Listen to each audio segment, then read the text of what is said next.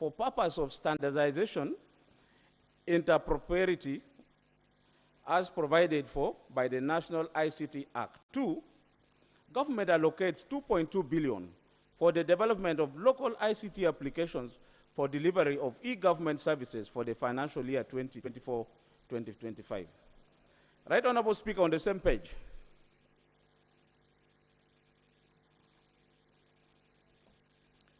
Right Honorable Speaker, on the same page, on creating employment opportunities for the skilled population by leveraging on business process outsourcing and innovation, the committee recommends that government allocates 5.9 billion for the creation of employment opportunities for the skilled population by leveraging on business process outsourcing.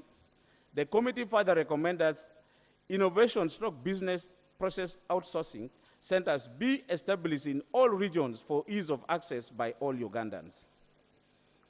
Right Honorable Speaker and members, on support for integration of e-government system, the committee recommends reiterates its call to streamline the management of ICT-related services and acquisition of hardware and software applications for standardization. The committee further recommends that the Ministry of Finance, Planning and Economic Development provides 4.5 billion for the integration of e-government system. Right Honorable Speaker, on upgrading the Parish Development Management Information System on page 33, the committee recommends that the Ministry of Finance, Planning and Economic Development provides Uganda shillings 1.5 billion for upgrade of the PDMS to enable efficient and effective data capture. And 2, that the ministry prioritizes the acquisition of the computers for the Parish Development Model Program up to parish level. Right Honorable Speaker, on enhancement of the National Data Center, the committee recommends that Ministry of Finance, Planning and Economic Development provides Uganda shillings 16.95 billion to NETAU for the enhancement of the National Data Center. Right Honorable Speaker, page 34, provision of ICT services to additional 700 sites connected. The committee recommends that Ministry of Finance, Planning and Economic Development allocate 26.78 billion to NETAU for the provision of ICT services to additional 700 sites connected, which will enable government MDAs and local government to fully utilize the ICT infrastructure. Right Honorable Speaker, here, government has been providing NETAU money to manage 368 sites, yet there are 1,700 sites that is supposed to be run. So 700 sites have not been provided money and causing accumulation of areas. On operationalization of the Data Protection Office, Right Honorable Speaker, the committee recommends that the Ministry of Finance, Planning and Economic Development allocates 4.334 billion to NETAU for the operationalization of the Data Protection Office. On domestic areas, Right Honorable Speaker, page 35, the committee recommends that Ministry of Finance, Planning and Economic Development expeditiously provide funds amounting to Uganda shilling USD 7,643,000 for the clearance of areas owned to Soliton Telmac Company. Right Honorable Speaker and honorable members, I wish to explain this a bit, that government through NETAU contracted Soliton Telmac to run and manage ICT backbone infrastructure. But since 2019, there has been accumulation of areas up to $17.643 million. And recently, Soliton had written to government that they would shut down government system because they can't run the generators, they can't pay electricity, and they can't run spare parts. And they were threatening to shut down government. So I think this must come as a priority for the Minister of Finance to provide this money. Right Honorable Speaker, on contract staff salary deficit on page 36 under UBC, the committee... just hold on. Please, please first come back. First come back. Sorry, we did not introduce you. In the public gallery this afternoon, we have students and teachers from Chigwa Senior Secondary School from Busunju County, that is in Mityana District. And they are represented by Honorable Luchamusi David and Honorable Bagala. Honorable Bagala, Joyce Ntra. You're welcome. Thank you so much for coming. And as you go back to Mityana, send our regards to our people in Mityana. Thank you. Thank you, Right Honorable Speaker. Under Uganda Broadcasting Corporation, the committee recommends that government allocates 10.322 billion to UBC for enhancement of wage bill. This payment, committee further recommends be paid through the Ministry of ICT and National Guidance. Right Honorable Speaker, on page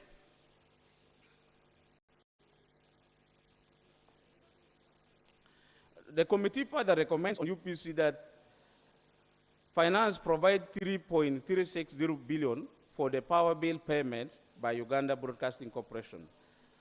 Right Honorable Speaker, on annual satellite fees for content contribution to DTT and DHT sites across the country, on page 37, the committee recommends that Ministry of Finance, Planning and Economic Development allocates 1.540 billion to cover the annual satellite fee.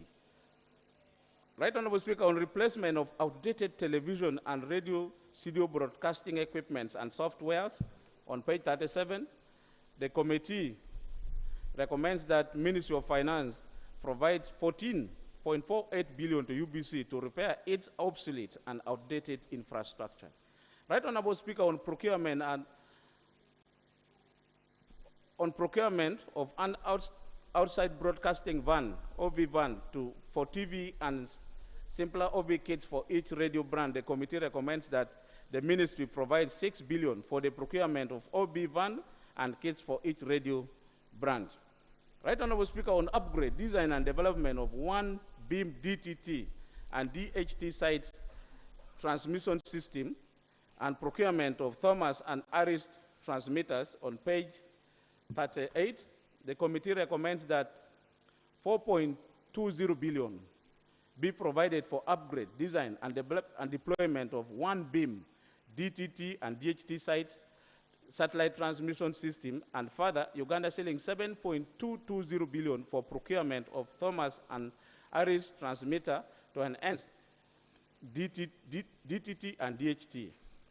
Right Honorable Speaker, on replacement of equipments of the Network Operating Center or the National Operating Center, Kololo, and the satellite uplink, the committee recommends that finance government provides 8.87 billion for equipment replacement at the Network Operating Center and 2.973 billion for Kololo satellite uplink and other spare parts.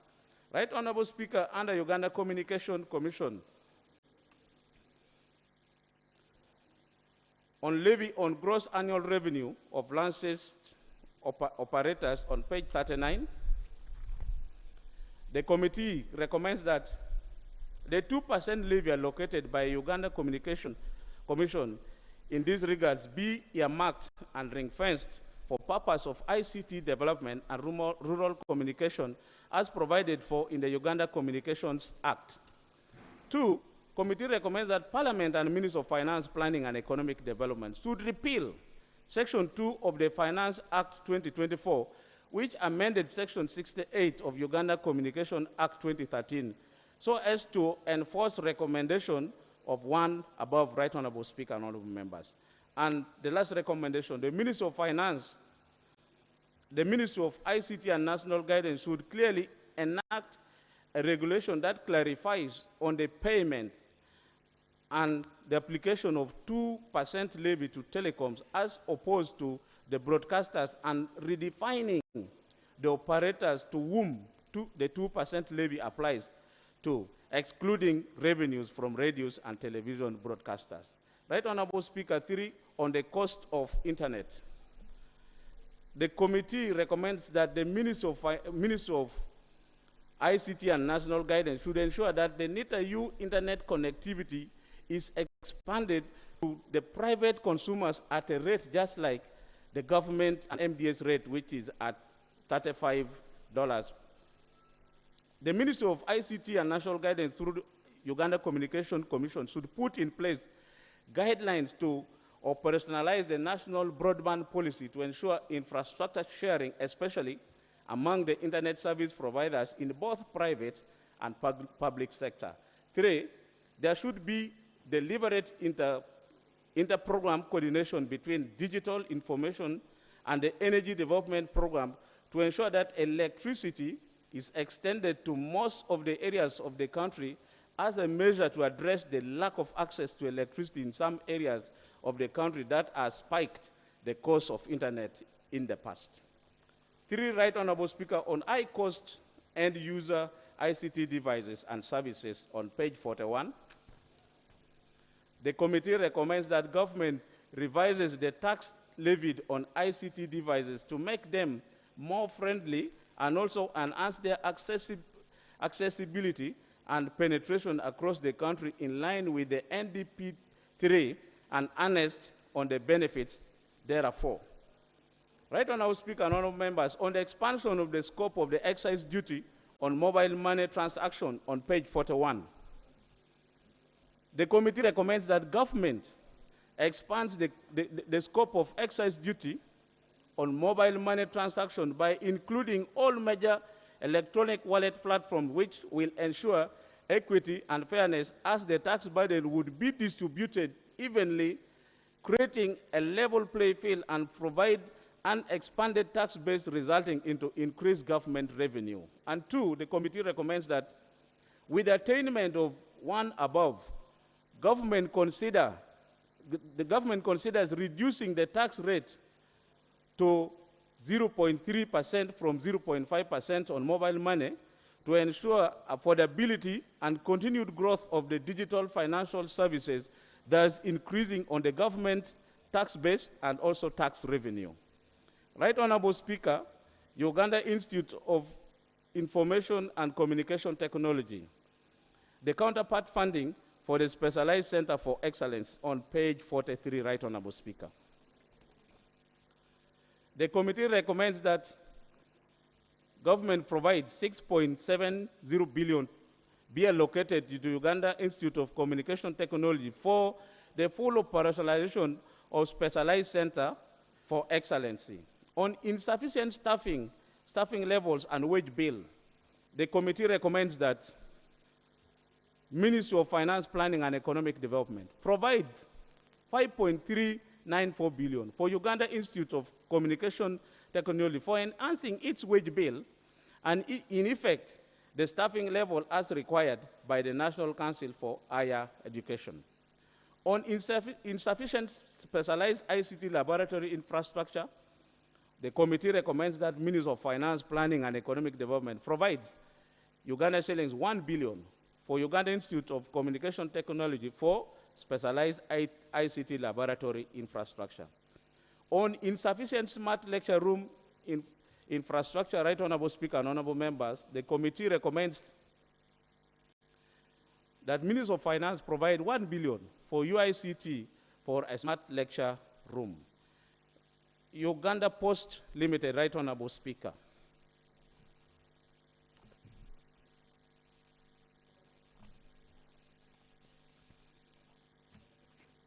On the page, the committee recommends that government provides the share capital of $4 million as per the statutory requirement, which translates into approximately 19.1 billion to Uganda Post Limited to enable it undertake the above investment project that will provide the much needed business agility and financial health for the institution. Right Honorable Speaker, here, since the creation of Uganda Post Limited, government through the Ministry of Finance was supposed to provide additional capital for the company to the tune of $4 million.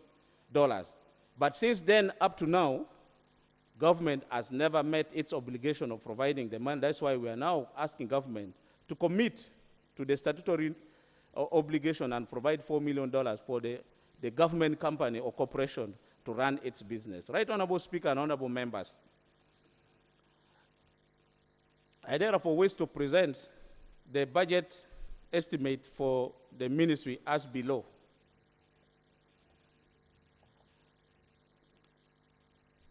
The Ministry of ICT, recurrent budget 76.064, development 363,606. Total for ministry 76 billion 427,654. National Information Technology Authority, NITA-U, recurrent 9.58641 billion, development 113,723,415 billion, total 123,309,826 billion. Right, Honorable Speaker, we have also provided for appropriation in aid for Uganda Broadcasting Corporation, which is 13.719 billion. Appropriation in aid for Uganda Communications Commission, 244 billion 378 million. Uganda Post Limited, 26 billion 946 million. Then Uganda Institutes of Communication Technology, 26 billion 888 million. Grand total, right, Honorable Speaker, for the vote 202, Minister of Information, Communication Technology and National Guidance, 311 billion 931 billion. Right, Honorable Speaker, I beg to report. And right, Honorable Speaker, before I sit, I wish to lay on table the report, the minutes of the committee that was used during the processing of the report, plus other documents, and also the alternative ministerial policy statement from the Shadow Minister on Information Communication Technology. Right, Honorable Speaker, I beg to lay on table, and right, Honorable Speaker, one of my member, Honorable Seriko, wishes through me to request you as a member, because I'm aware of the rules of procedure of Parliament that does not allow a member of committee to contribute or debate when the committee reports to which is a member supposed to contribute. But I would wish that you allow him as a member of the committee, if he has something so passionate about and is a strong supporter of digital transformation in the country, to make his submission. I thank you, Right Honorable Speaker. Thank you, thank you. Honorable Member, thank you so much for keeping time. I wish everybody could really keep time like Tony. Because we have been doing oversight on all these institutions. Now we are only putting them, and we know what is happening in every institution. And you'll find in a technical institution like ICT, even Honorable Koto Gongulu want to talk. And I'm joking. But for me, I have only one issue on UBC. UBC, I want to understand the status of the 230 something acres of land of Dakabela. That is in Soroti. That is one. Two, we recovered the land of UBC in in Bugolobi, and I'm told they are encroachers. Have they fenced off that land?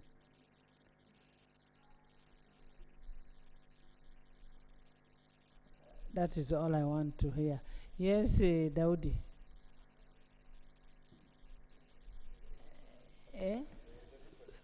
Thank you, Right Honorable Speaker, for giving me this opportunity, and thank you, Honorable Sereko, for accepting to give way.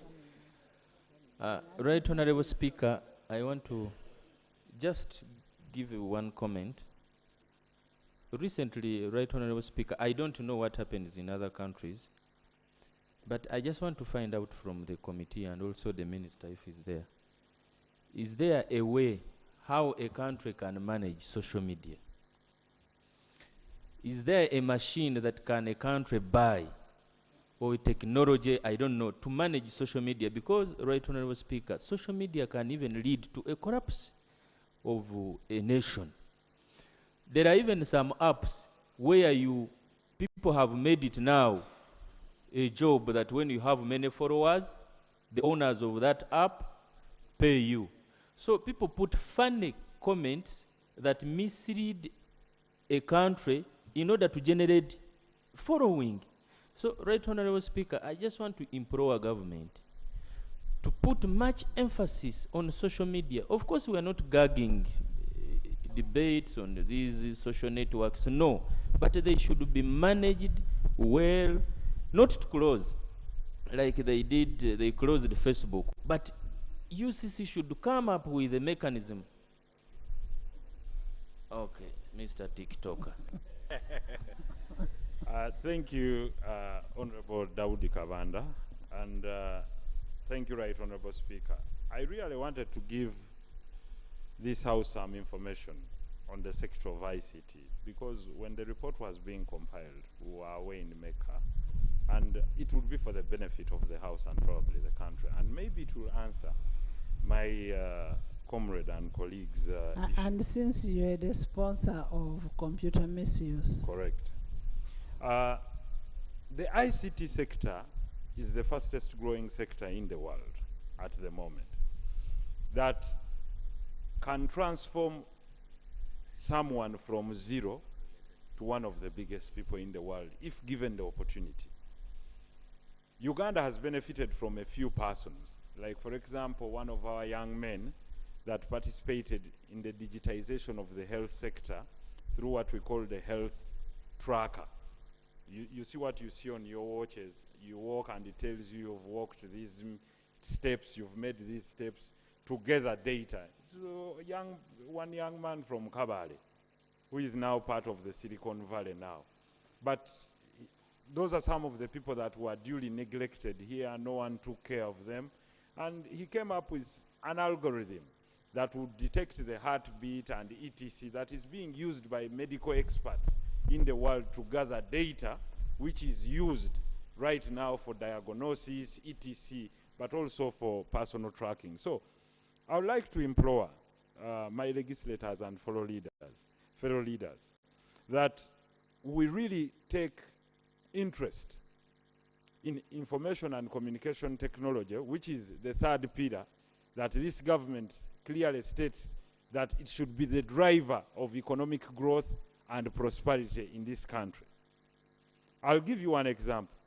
Agriculture. We are looking, because ICT is multi-sectoral, and you can talk about how it impacts agriculture, for example, in tracking of animals, animal theft, but also the use of artificial intelligence in order to detect an outbreak of all, let's say, an epidemic like foot and mouth or other diseases amongst animals by the use of ICT, sensors, motion sensors, feeding sensors mounted on animals, which would help you save costs in the future. But I'll talk about basic agriculture. The use of artificial intelligence now in determining as to whether the soil will be productive for a given plant, and determining, given the rain patterns, what plant you should grow in a given area, so that the error, the margin of error is limited through investment agriculture, but in lieu of first having the background of technology and artificial intelligence. Honorable members, when I talk about ICT being cross-cutting, then it comes to the over-the-top apps my colleague is talking about, social media. It is about the reason as to why we are seeing the people, probably some of them, misusing the social media is simple. We've not taught them how to use these social media applications for their own benefit. Because there are those that use these social media applications to make money genuinely without necessarily hurting others. But there are those that deliberately use them to break the law. So, we as Parliament have come up to strengthen our laws through the amendments that we made.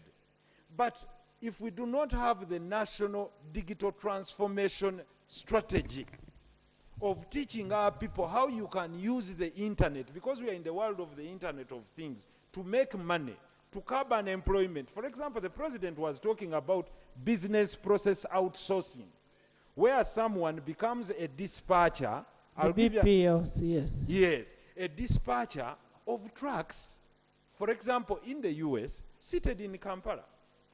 If some of you want to come and see these women, we have 5 women in Kamocha that are earning more than 18 million per month, just on a laptop. And these were senior 4 dropouts. And their role is to sit on a computer and So can you finish?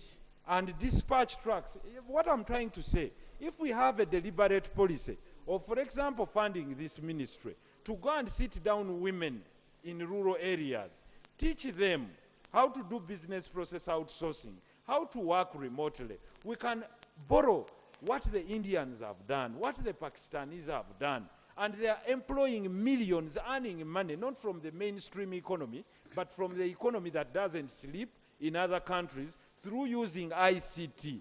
But you can see it's our third national strategy for getting people out of poverty. But you have seen how much we've allocated to the sector. Right, Honorable Speaker for the Ministry, development budget.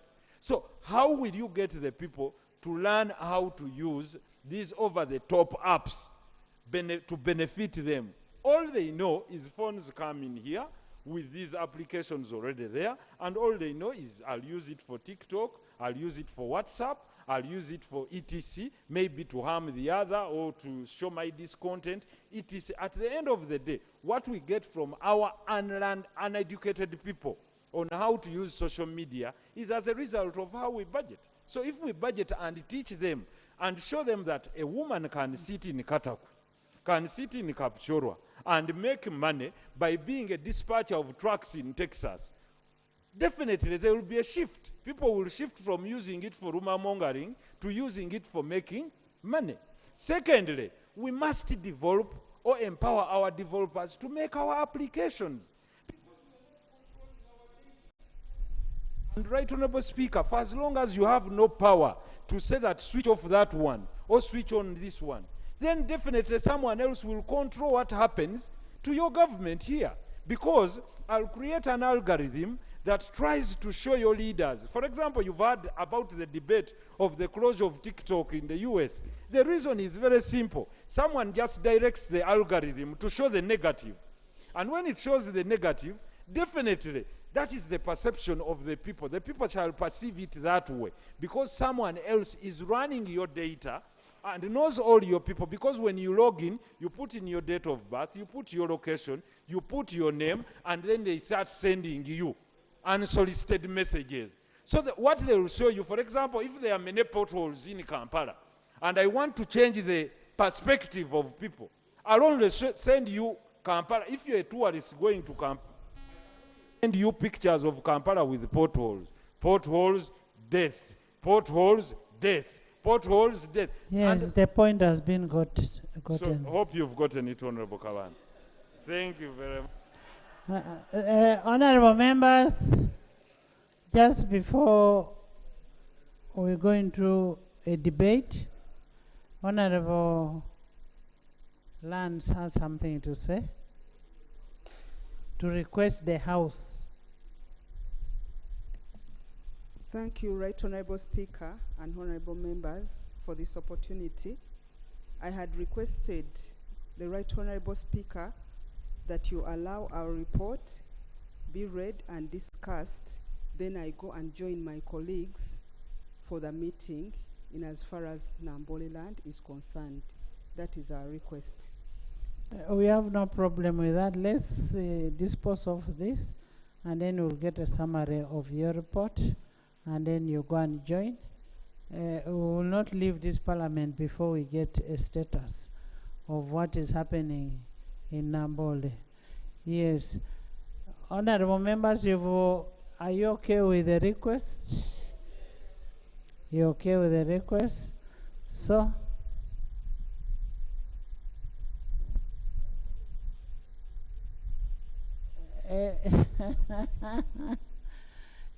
Pauline, Enos, Commissioner, I'm going to give only 6 people. Pauline. Thank you, Right Honourable Speaker. There are those who are just coming now, and you're saying there are those who have not said anything. We have been here from 10. Pauline, there are people who have been here since. Thank you, Right Honourable Speaker. I want to thank the committee for their report. Yesterday when we were discussing the... Yes, he has been here. After you speak. Yeah, yesterday... I'm sorry. Yesterday when we were discussing the ministerial policy statement for trade, tourism and industry, there came a point where we have less tourists coming to our country. Listen. Less members coming to our country, tourists. But I think one of the reasons that's why we're not having so many tourists is because of the slow internet. In November, I went to Lake Mburo National Park with a group of people, but it took us an hour to have access to the game park because we could not have our e-receipt printed. It almost took me 40 minutes. Then later, I had to show them my ID and they let us in. So, if there is that kind of system and these tourists come and find such a challenge, I think next time they will not come to the country. True. Then I also want to bring to the attention of the minister that with UBC, they always repeat programs. For example, on Wednesday night, they had a talk show where they hosted the Right Honourable Todong and Babu and some other panelists. But surprisingly, yesterday at around 10, that was again the program on. And I don't think how people will keep on watching repeated programs. Thank you so much. Thank you.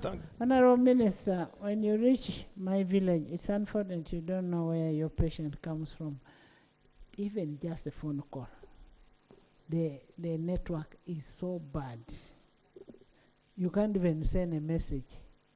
Yes, Enos. Thank you, Madam Speaker. I want to first thank the team, the committee that brought this report. It's very good. My concern, Madam Speaker, is on the integration of e-government systems. And they have clearly captured it as one of the main challenges they have in the sector. I want to implore members in this house, of the August House, let us emphasize integration of government systems.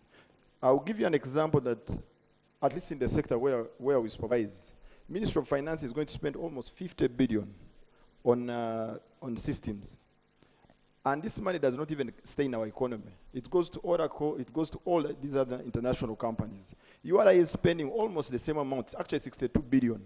But what is so annoying that URI alone is spending 15 billion to monitor telecommunication companies using a system that I believe that NITA-U can manage, run effectively. Honestly, I think we are losing a lot of money if we do not integrate our systems, and we possibly save all this money. And even when it stays in our economy, it changes a lot. Number two, Madam Speaker, the report talks about the cost of internet coming down because of the backbone infrastructure. Some time back, there was a letter that we received, I actually brought it here. Ministry of ICT, actually government, or I would say cabinet, wants to transfer the backbone infrastructure to Uganda Telecommunication Company Limited, moving it from NITA to UTLC, and yet UTLC is going to be sold. Or they're in the process of getting an investor. Honestly, why should we get backbone infrastructure where we have invested a lot of money and we are continuing to invest, and yet we are also actually it has brought the cost of internet down? Why would you transfer it to a private company and then facilitate the private company to charge us more on using government They are resources? transferring MBI. Yes. And So I was asking the minister to also enlighten us on that. Why would you want to transfer the NBI to a private company, yet it can be well managed? and that is a security of the country. Very much, Madam Speaker. And you're giving it to a person you don't know. Isn't that the company that is involved in guns? Yes. You do your due diligence and find out which company is that. If it is not involved. No, the company that is going to buy Uganda Telecom Company, or that was recommended. I am saying do Yes. due diligence on that company. Okay, madam. And find out what it deals in. If it doesn't deal in arms. Madam Speaker, lastly, I want to support the team on when they talk about digitalization of government agencies.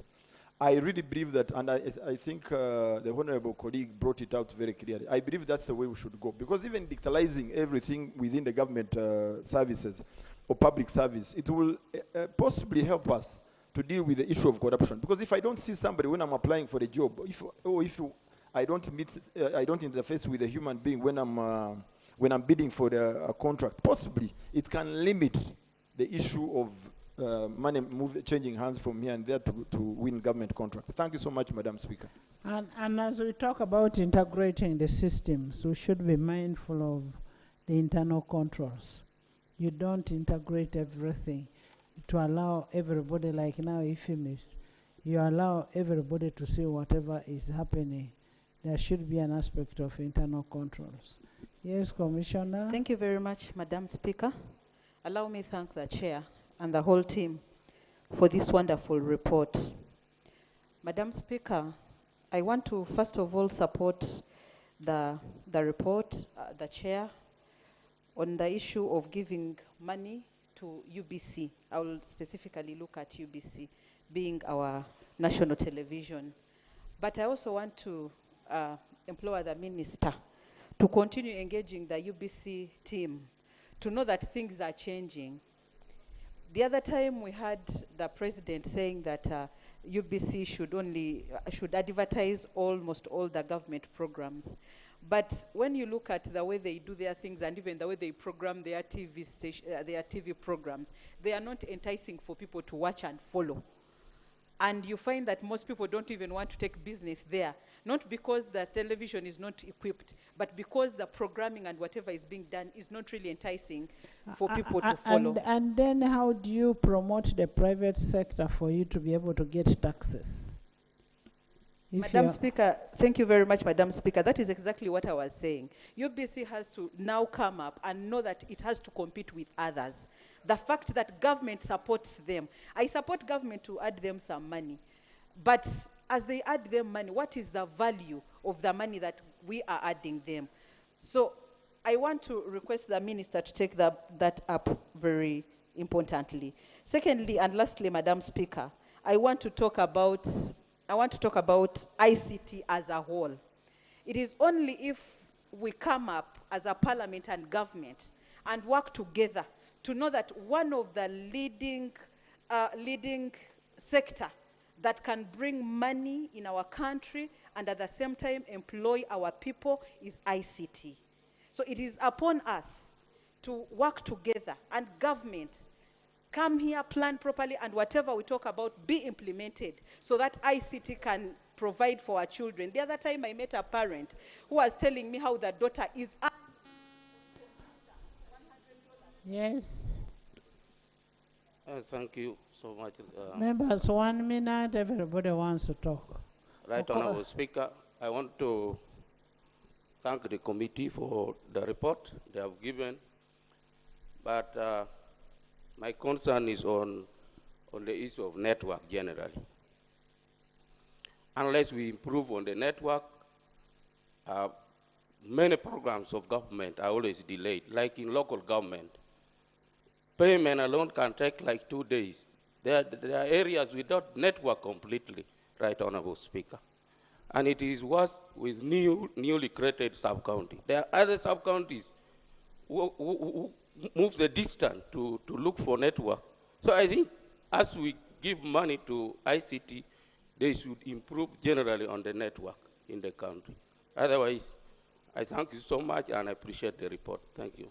Ochan, for me, when I want to speak, when I'm in my village, I have to climb an anthill. Thank you, Right Honorable Speaker, for this opportunity. I appreciate the committee for the good work done in coming up with a very comprehensive report. Madam Speaker, I support the report at 100%. My concern, however, is on vote 126, NITA Uganda. Madam Speaker, the mandate of NITA, among others, is one, to provide technical support to the IT sector, and also to advise government on all matters related to IT development. Madam Speaker, my concern, however, is on how effectively NITA Uganda supervises and provides technical support to the public sector, especially to local government and then Ministry of Public Service. Madam Speaker, if you look into the reports of the Auditor General, 60% of all the qualified opinion related to payroll management,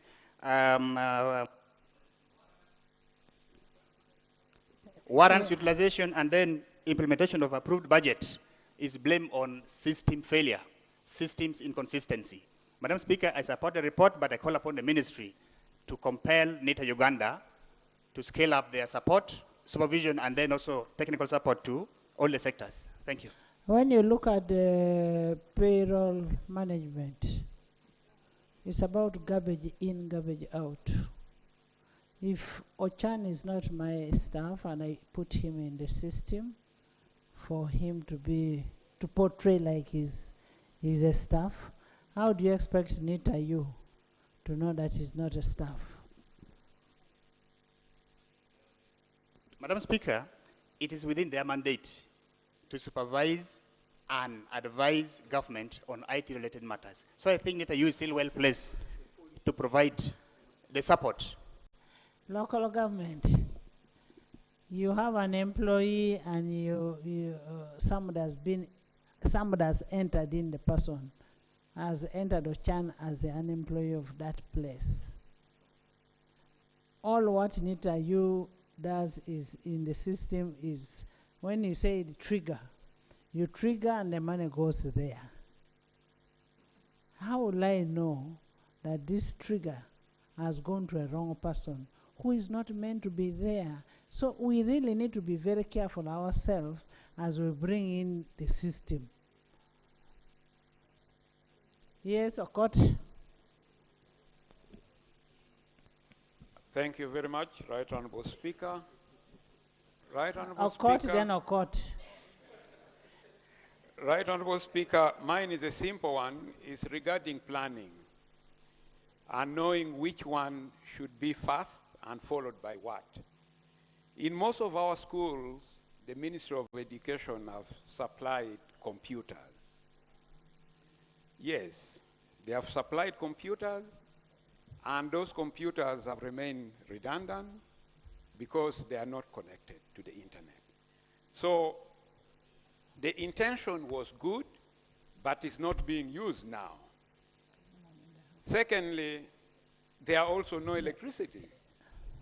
So we should also plan to know which one should go first. So I implore the ministry to ensure that such facilities reach these secondary schools. Honorable Minister, I want to thank you so much for the computers you've given through UCC to our schools. Not all. Not all. I didn't ask for your contribution. I want to thank you so much for the computers you have given to some of our schools. However, like what the Honorable is saying, how do you give me a computer? In some local village of mine of Kachumbala, that has never even seen light. We only use paraffin. How will those computers perform? And that's what members are raising. Okot, then Ija. Thank you very much, Right Honorable Speaker. I salute the committee for a good report. Right Honorable Speaker, unemployment remains one of the gravest challenges of contemporary Uganda. And to cure this particular disease, government has identified 4 critical areas for heavy investment. And one of these areas is ICT. This particular report is music to the ears of many unemployed youth, but I want to particularly point out 2 issues. One is my support for the recommendation that government allocates Uganda shillings 5.9 billion for the creation of job opportunities while leveraging on BPOs and innovations. But secondly, is the establishment of BPO innovation, regional BPO innovation centers for ease of access. Right Honorable Speaker, BPO and innovation is the present and the future of global employment opportunities, because it will enable many Ugandans to be able to work from abroad while working from Uganda. And the projected demand for BPO service is $1.1 billion with a workforce of over 3 million people. And this is a very huge opportunity for an emerging market like Uganda. In Africa, Right Honorable Speaker, Uganda is one of the most strategic BPO destinations on account of 3 strategic advantages.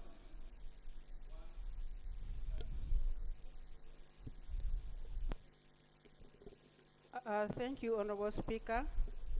I also want to add my voice to thank the committee for the detailed report. Honorable Speaker, my concern was and is still on the computer literacy in our secondary schools. I just want to support the point by my colleague Okot that the ministry and UCC has supported some schools with computers. Yet there are many secondary schools in this country that have not seen even these computers. Like in Kochido district, we have never heard of any computers and never seen. And yet in A-level curriculum, there are students who seek a combination of ICT, and they really do poorly because they don't have these computers. I would urge the UCC and the Ministry of ICT at least to consider rural schools. Well, some of our districts and many of our districts are already.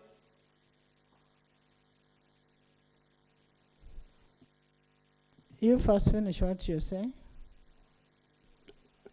Thank you, Honorable Speaker, for adding a minute.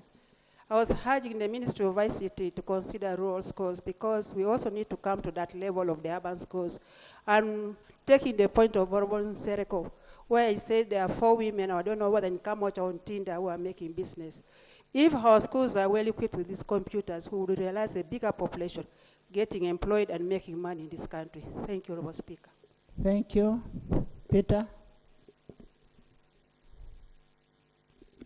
Thank you, Right Honorable Speaker, for the opportunity.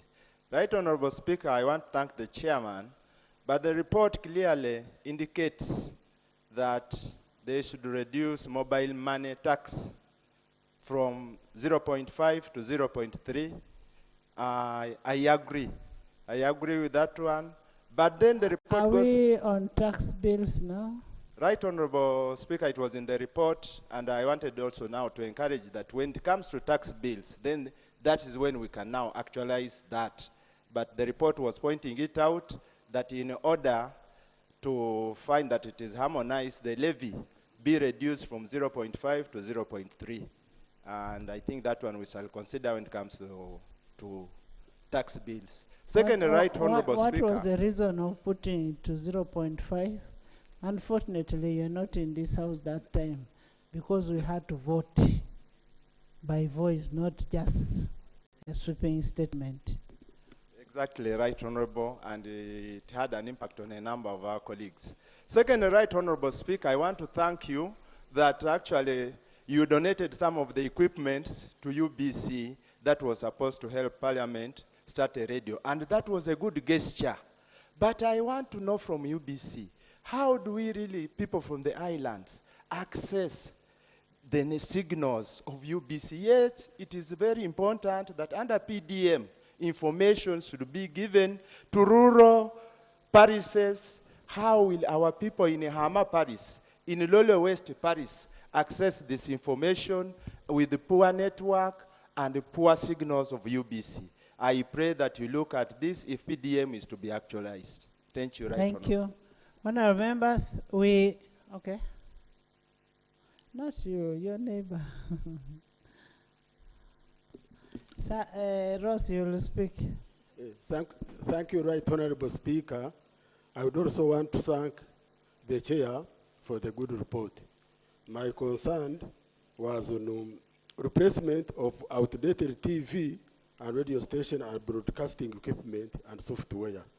Right Honourable Speaker and members, if we want our UBC and the radios to remain afloat, we need to replace these old outdated equipment. Otherwise, we shall lag behind these other new TVs and radio stations. So I will call upon the Parliament to provide the 14.4 billion which they are requesting. The second one, I also want to thank the chair for wanting to provide the computers to the parish model. You see the parish model, this is our flag. Honourable members, as Peter said, we had equipments which were here in Parliament, which we donated to UBC for starting up a radio, a modern radio. But that is not part of our mandate as Parliament, so we thought it wise to give it to UBC, and Minister has never even said thank you. Not concluded. No, you had finished. You had finished. Your radio. It was a TV and a radio. Yes. Thank you, Right Honourable Speaker. I begin by thanking the committee for the work well done. Right Honourable Speaker, mine is just an inquiry. We gave money to Nitayu for digitalizing the country. It was a loan. We need to hear from the minister the status of that loan, because we are paying a lot of money and yet we are not utilizing it. Secondly, Right Honourable Speaker, I would also like the minister to explain the status of our satellite that was launched recently, and we just picked information in the corridors that it was closed immediately, less than a year. I thank you. Honourable members, you've heard. In the public gallery this afternoon, we have students and teachers from Nakalama Secondary School, from Kigulu County, Iganga District. They are represented by Honourable Muuma Milton Kalulu, Honourable Chakulaga Fred Bueno, and Honourable Kauma Sauda. They are here to observe the proceedings. Please stand up and we see you. You're most welcome, and thank you so much for coming. They are both on this side and the other side. Join me in welcoming them. Thank you. Ross, and then Thank you so much, Right Honorable Speaker. Right Honorable Speaker, in the same vein, I want to thank the committee for such a wonderful report. Right Honorable Speaker, a country without communication, a country without ICT is a dead country. I actually want to allay the fears of colleagues about UBC. Very recently, I was in both UBC Radio and UBC TV. It's not the former UBC we know. UBC has improved. I've been in NBS, I have been in NTV. So definitely you do comparison, but we just need to do some improvement, and I kindly request Parliament to give the money to ICT so that we are able to catch up with the rest of the world. Right Honorable Speaker, most of us, when we reach our constituencies, we are cut off. Actually, everybody thinks I'm not around, yet I'm in the village. yes. Thank you so much. No, Just yeah, 1 minute. Yeah. Well, thank you so much, Right Honorable Speaker. Just one. It will be very important for members of Parliament to remain on. You know, at times we attend online plenary. Now, if we are cut off, how do we attend plenary in the village? How will the people of Terego gather and say, wow, our woman MP is live here right from Terego? We have the challenge in Terego of computers. As you're supplying computers to other districts, kindly remember me, because I'm the baby district. Thank you. Ross, you're live now. The people of Terego have seen you. But when you voted in, you also voted in to come and attend plenary here. Much as we amended the rules, but that is under some circumstances that you cannot be on this floor. Yes. Thank you, Right Honorable Speaker. I also would like to thank the committee for their report. And now I raise an issue on Parish Development Model Information System, which they are seeking 1.5 billion to upgrade and also make sure that the data is effective and efficient in collecting information on parish development model. Right Honorable Speaker, they're also seeking money to give the parish team computers for that program. However, as we take the computers to, there is no network, like you said. During the collection of information, the banks, through their agents, went to collect information, but all the time they would go, there would be no network. Tomorrow, no network. The next day, no network. People are coming long distances to come and register, but they are being inconvenienced, losing time, productivity, and everything. So before you think about giving computers to the parishes, to the parish chiefs and all those people, we need network first. Let the network first go there, both the internet and the telecommunication network, so that we can integrate the system if it has to be upgraded. I thank you. Thank you.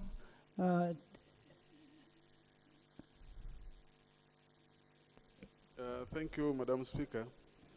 Maimuko. Yes, Madam Speaker, my issue is related to disturbance of networks, those of us who are on the borderline. You always get a network from Congo. From Congo and South Sudan. I'm 16 kilometers inside Uganda, but when I reach home, I get surprised that welcome to South Sudan. So I don't know how we can harmonize this. Just as the Honorable Rosie had said, it causes us a lot of challenges. When you are at home, you can't get communication on WhatsApp. You can't get communication on the internet. So I just wanted to request that if there can be a kind of improvement in the technology to avoid this kind of interferences. Thank you, Madam Speaker. Museveni. Thank you, Madam Speaker. Madam Speaker, protect me from Sarah, who's calling me Chinese. I'm not a Chinese. Right Honorable Speaker, my interest is on the issue which was raised yesterday, where we found out that our game parks do not have internet or network, and it is inconveniencing our tourists. We got I got yesterday evidence that some people checked out before the time. And that means losing revenue to this nation. I will urge the government to plan exhaustively where we are earning. Our problem as a nation, we are lacking funds. We are depending on donor funds. Yet we can make our monies here.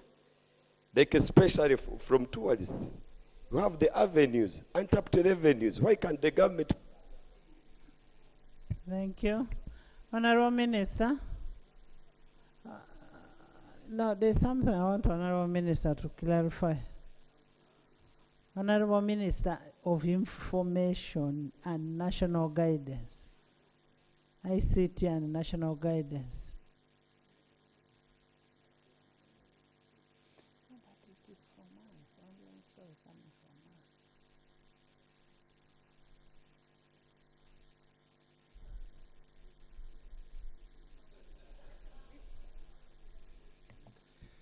Okay, thank you very much.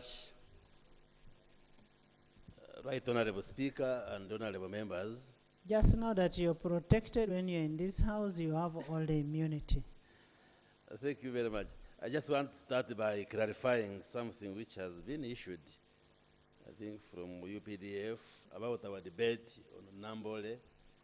I think nobody has criticized the quality of work being done in Nambole. So I think people watching out there could have misconstrued the debate.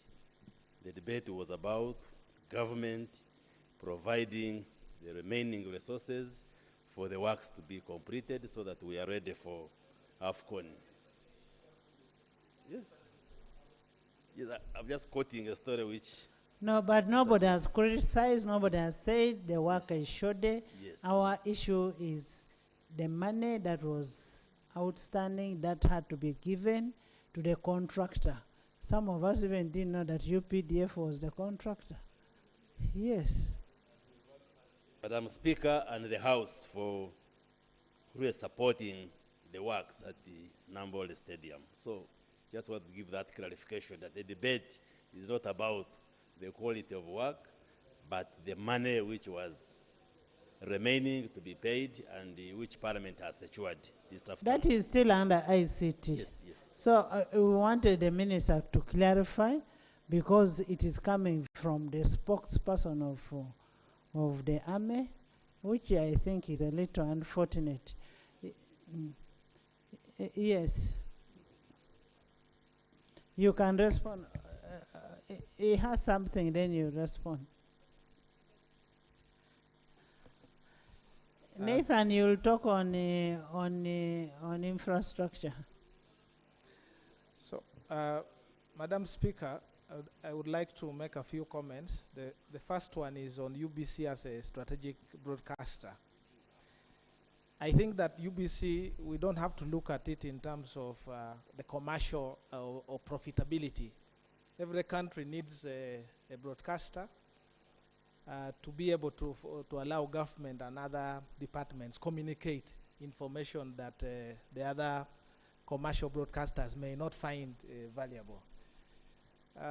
Mr. Speaker, you know your office has been covered. I've seen the president has been, Madam Speaker, the president has been covered extensively, and UBC is the only station that I've seen has the patience to wait for the president to finish. Of course, nowadays you have seen people we have seen reports of people who are becoming tired that the president is making a long speech and etc. This would not happen with a national broadcaster because they have the obligation to give coverage to the president. So I support that UBC must be funded and we should not look at the profits coming out of it. Just like the reasons why partially Uganda Airlines was established. It was established as a road moving in the air. Just like we build a road to move, you may not see the direct profit from the road, but you can get benefits out of it. Secondly, I want to raise an issue on how reckless we are with our data as a country. All the private-public partnerships, the joint ventures that capture data from us are in the hands of people whom I can say we cannot trust. And that's why data is being sold. You find a call coming from asking you to be part of something that may actually lead to a breach. So this is something that I think that as government, we should try to see how to bring back as an asset, a strategic security asset for the country that should not go outside there. Lastly, there is an amount of 23.7 billion recommended for community mobilization and mindset change under the ICT. I have no doubt that the ministry has the mandate to guide. But why is every government ministry, we have been processing their MPS, putting the same amount of money? And they have told us they are now moving to program approach. If it is the Ministry of ICT with the competencies to be able to guide the country and change the mind, let's put that money in one agency. So I really want to implore the budget committee that when they sit, they should actually look at this issue. Thank you, Honorable Du, for making that observation. And honorable colleagues, that is the exact figure we're talking about.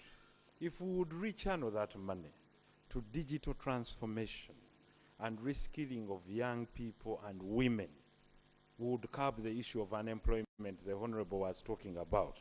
So let's do purposeful budgeting aimed at getting that is result-oriented. So for example, young children in vacation being retooled in how to manage data, in how to do business process outsourcing, usage of the internet, probably hardware and software management, etc. Basics of ICT. Thank you. Thank you for the valuable information. I will conclude by challenging the regulator. Ugandans have been complaining either data theft or by these companies that provide data. You buy 100 MBs and within minutes it is gone. I think that the regulator must be sensitive. I recently saw UCC accepting money from one of the providers, and it doesn't augur well that I am your regulator and then somehow you donate money to me. It raises very serious suspicion. And I think the regulator should have some minimum standards where you do not just accept money from whoever is under you. The other question I want the minister to respond, how far have you gone with the negotiation with Facebook? Because the other digital platforms that we have in this country are actually quite expensive. Facebook was an opportunity for young people to have digital shops, they offer digital services, etc. And they have been affected. We have now to go through other systems to be able to. Thank you, Honorable Minister. Nathan, then Minister. Thank you, Right Honorable Speaker. I was wondering, all of us are crying about communication network. Yet in the license for these, all the networks, MTN and the rest, have a duty to give the network to every sub-county. It's in the license. I think either UCC has relegated its duty to somebody else, but they are supposed to reach out to every sub-county, because in their component, there is rural communication. So that each and every part of Uganda has communication. So if we continue crying about network, when I go home, I say, welcome to the other one of Tanzania, because I'm here Tanzania. The other one of Arua, it is from Sudan and Congo. Yet, and Kenya. So I think, Honorable Minister, look into that matter so that this country can settle with the networks we have. I thank you. Thank you.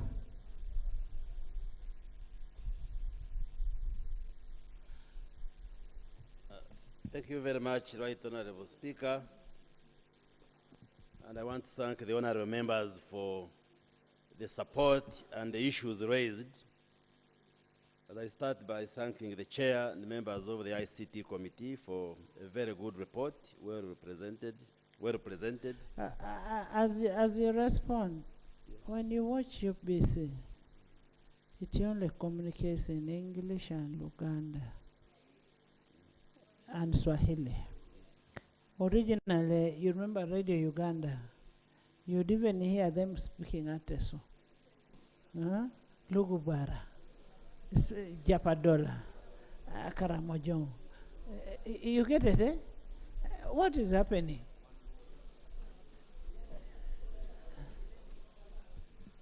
Thank you very much, Right Honorable Speaker. Let me start with that one.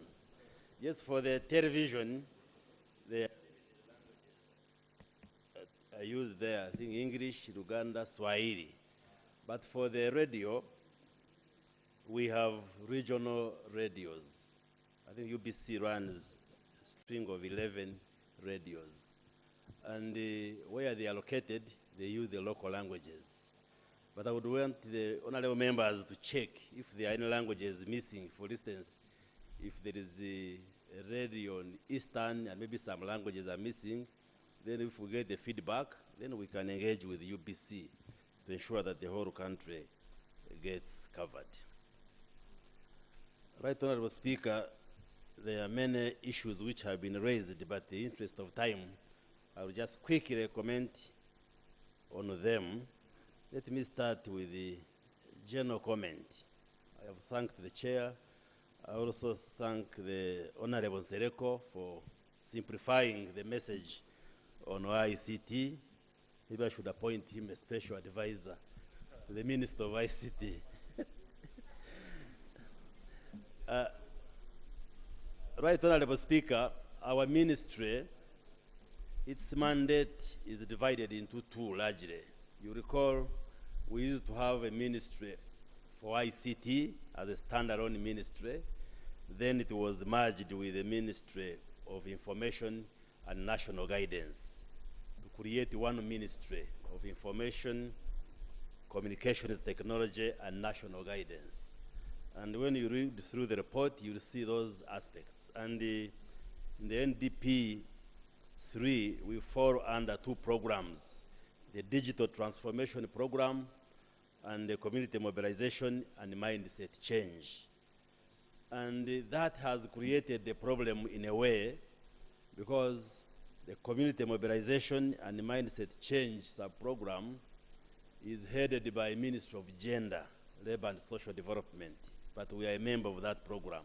But when finance now allocates resources, it has been giving us zero budget for communication and national guidance. And therefore, I appeal to the House to support the report because the committee has observed that, and that's why they are recommending that we allocate 23.7 billion to support the communication and the information dissemination and the national guidance part of the mandate of the ministry. We have a digital transformation roadmap that spells out key pillars, and like the Honorable Sereko said, the future is digital, and the technology has come, and for whatever discipline or area of development you speak of, we must integrate ICT in order for us to be effective and to make progress. And we do recognize ICT as a priority, but we are yet to reach there in terms of budgetary allocations, and therefore want to thank the honorable members for the support that we have shown. The other comment, before I go to the specifics that I wanted to make, that we have also realized the challenge in the budgeting which has been observed. And I raised this in the cabinet, and the cabinet pronounced itself on this, that each ministry is budgeting for ICT. And we end up getting a small budget, but then you find every ministry has a big component of ICT, and cabinet has directed that we consolidate this budget under one ministry. And I have written to the Prime Minister to cause discussions between us and the Ministry of Finance, and we hope to engage the Budget Committee before the completion of the process.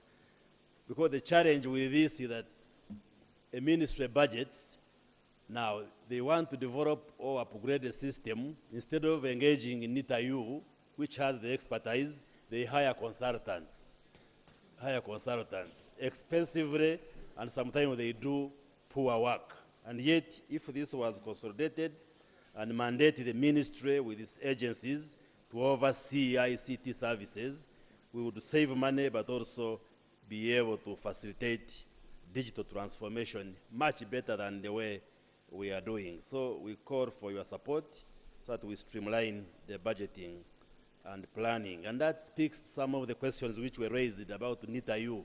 How does NITA-U support the ministry, departments, and agencies? Sometimes the ministries budget on their own.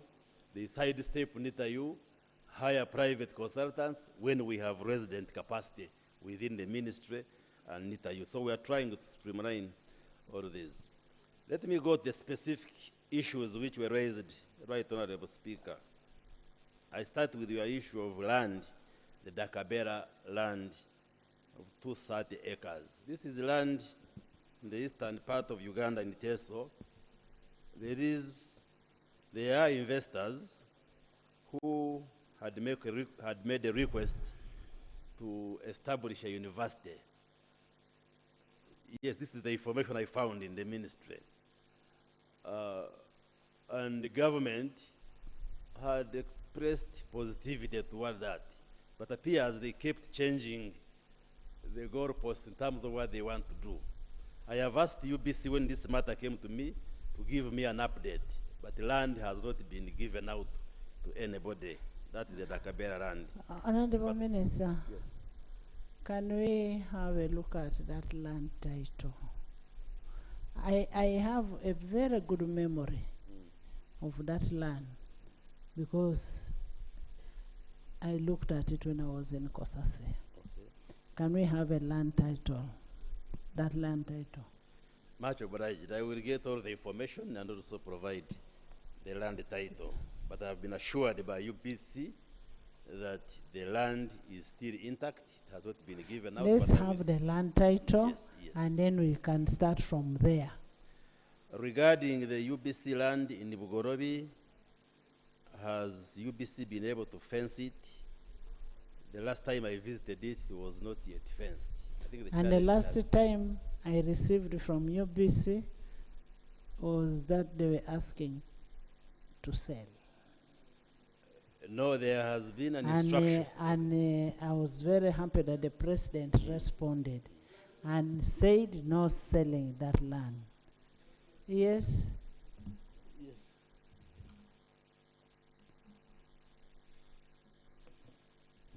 Right Honorable Speaker, I just want a simple clarification from the Minister. I know you have asked for the land title, but my humble knowledge as a legal practitioner is that I can give you a hard copy of the land title, but what is in the page at the Ministry may have different entries. So I would request that whereas you get the land title, it can come with a recent search certificate to that effect. Thank you.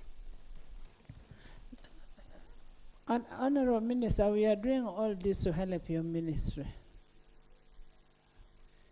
Yes, we have a mandate to protect government land wherever it is. And I thank you for that effort to protect this land. So we shall provide the information that is available. Thank you. And in the same vein, we cannot allow UBC to sell the Bugorobi land or any land anywhere. And even the president has given that directive. However, they have submitted to me a plan to develop that area. We are yet to look at it and see whether... Do they have the money to develop? the plan, they just submitted the plan. If they don't even have money to pay staff. But we have not yet approved it. We are looking at the plan which they have. To develop like a satellite city, because they also believe it should not just remain idle land, but we should add value. But we cannot allow them to sell that land. Yes.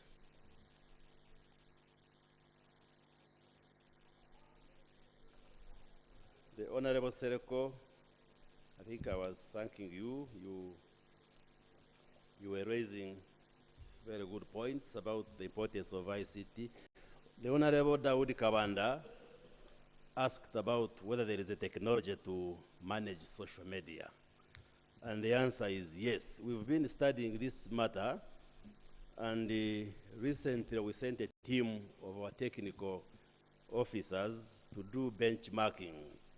And they have written a report which we are studying.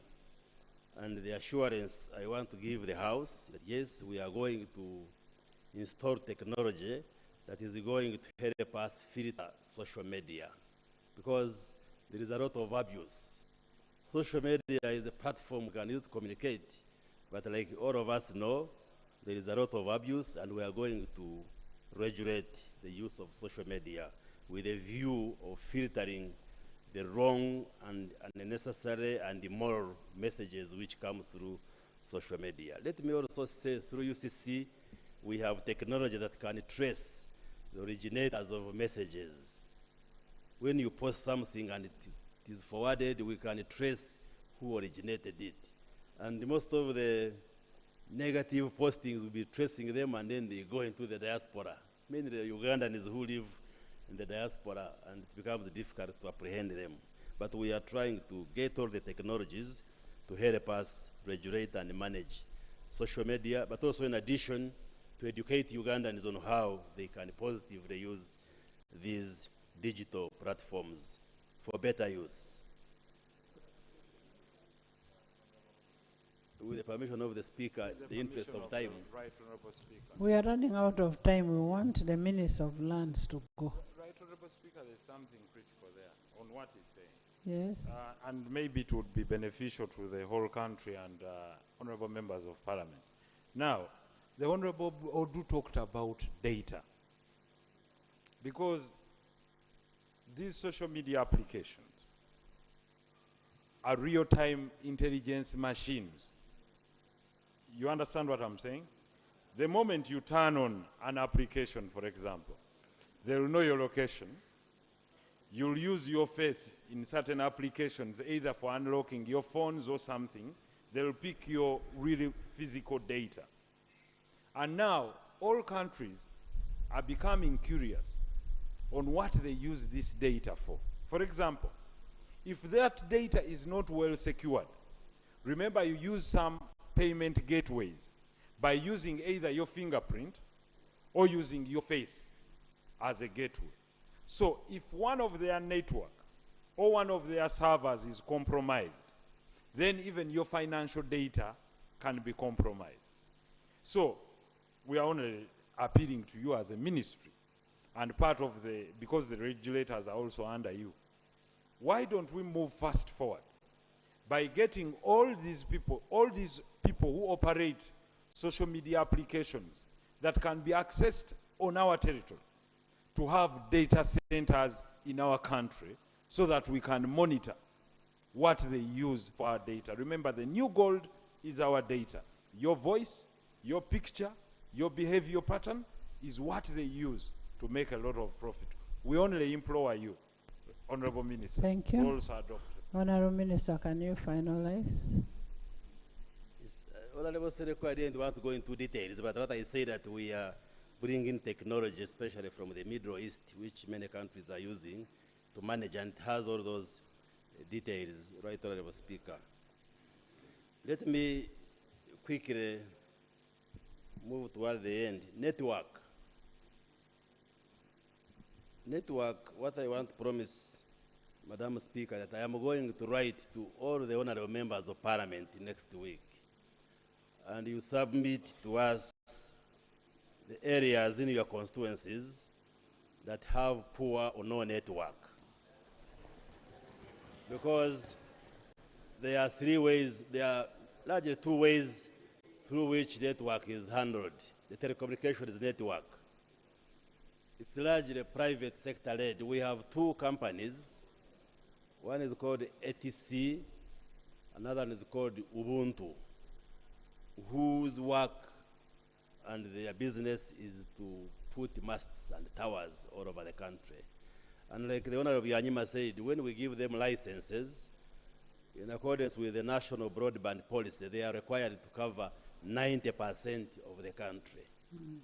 And then the UCC Act mandates UCC to levy 2% of the license fees and retain 1%. And that 1% is now to cover the 10%. And they also have a mandate and resources to put masts. Like now, this financial year, they would put around 63 masts in the country. So I will write to you, honorable members, you give me those areas, then we shall sit with these private telecom companies and UCC and map out the country and see how our areas can be supported. But in addition also, we passed a loan here called the UDAP, Uganda Digital Acceleration Project, financed by World Bank, which we're asking about, and implementation is now beginning. And we have a provision of constructing about 180 masts. So when we engage with the NITAU, then the UCC and those private actors, once we have the information on where the gaps are, including the Right Honorable Speaker's area, then we should be able to address that challenge, including the Honorable Kwizera, who can only call the Speaker when he's climbing a tree, when he's in a tree. So I pledge to work on that so that we can reduce that burden. There was an issue of the NBI, which I needed to clarify, whether it's being moved from NITAU to a private company. I know there is a challenge of time, Right Honorable Speaker, but just briefly, we all know that UTL has been a company which I can describe that it was on oxygen and surviving on steroids. And there has been a process to resuscitate that company. We have since formed a new company called UTCL, with the government having shareholding 60% Ministry of Finance, 40% Ministry of ICT, and we have been sourcing for an investor to partner with that company and revamp and revitalize this company. Now, government has identified a company called ROAD. It's a Middle East-based company, and on the 20th, we have had negotiations with the company. On the 22nd of December last year, you must have watched on television, we signed an agreement with that company. We have given it 60% shareholding, and the government shall have 40% shareholding. Now, among the issues agreed upon, I'm giving you information. Okay.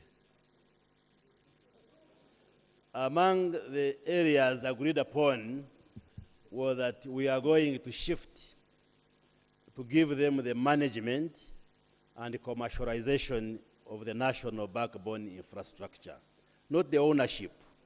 Currently, the arrangement is that the NBI is owned by government through NITAU, but it contracted a private company called Soliton Telmec, which was in the report, to manage the NBI. So what is proposed is just to change from Soliton to UTCL, but the ownership remains with NITAU. And what will be given the new company is that they do the management and commercialization. So we don't expect increase in the costs of the network or the data, internet, no. It is just change of management from one private company called Soliton to a company where government has an interest, has shareholding. Yeah. Come again? Honorable. So I don't know, maybe we can have some more time where we can discuss in detail.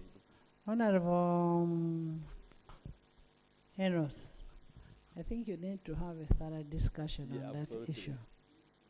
Thorough discussion, because it's not a good one. Yeah. It's not a good one. Let's not discuss it here.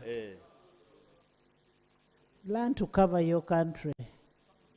I am saying learn to cover your country. Don't walk naked before everybody. I can say right now. Honorable Minister, The telecom companies contribute 2% Yes. to UCC, not so? Yes. Is it possible for them to contribute 3%? If we change the law, yes. It's in accordance with the Communications Act. No, of it starts 2013. with you. If I'm you saying say it, we are... Yes, even the- 5%. would Yeah. want, yes. Think Because about what happens is we think about it. get the 2%, and then 1% goes It goes to, fund, yes, and then 1%, remains. So and that 1% would translate to about 180 billion. yes, the goodwill from us ministers in ICT is total 100%. Okay. Yes. Bring the suggestion to us. Thank you. No problem. But just to further clarify on the UTL. The UTL was, that's why I Let's said, discuss UTL later. okay. And we did explain the committee very extensively.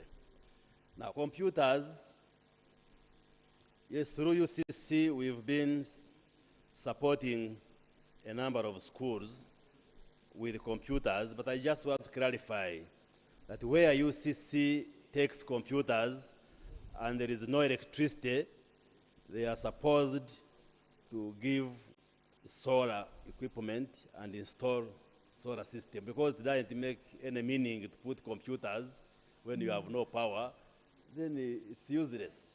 So you should monitor and make sure that where computers are brought and there is no power, they must install solar system for the computers to work.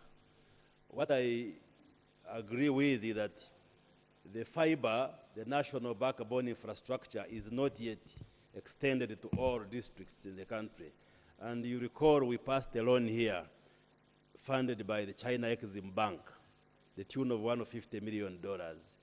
That loan is to extend the optic fiber, the NBI, to the rest of the country, because now it covers like half of the country, and we should be coming to your districts and constituencies with the fiber. And we also do last mile connections, connecting district headquarters, schools, health facilities, and the other installations.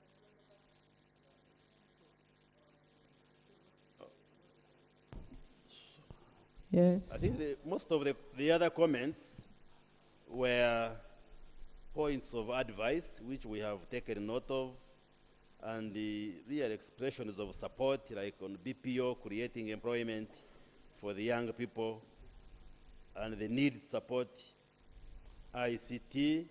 I have requested my technical team in the ministry and the agencies to work out what requires to have all the schools in Uganda have computers and internet, yes.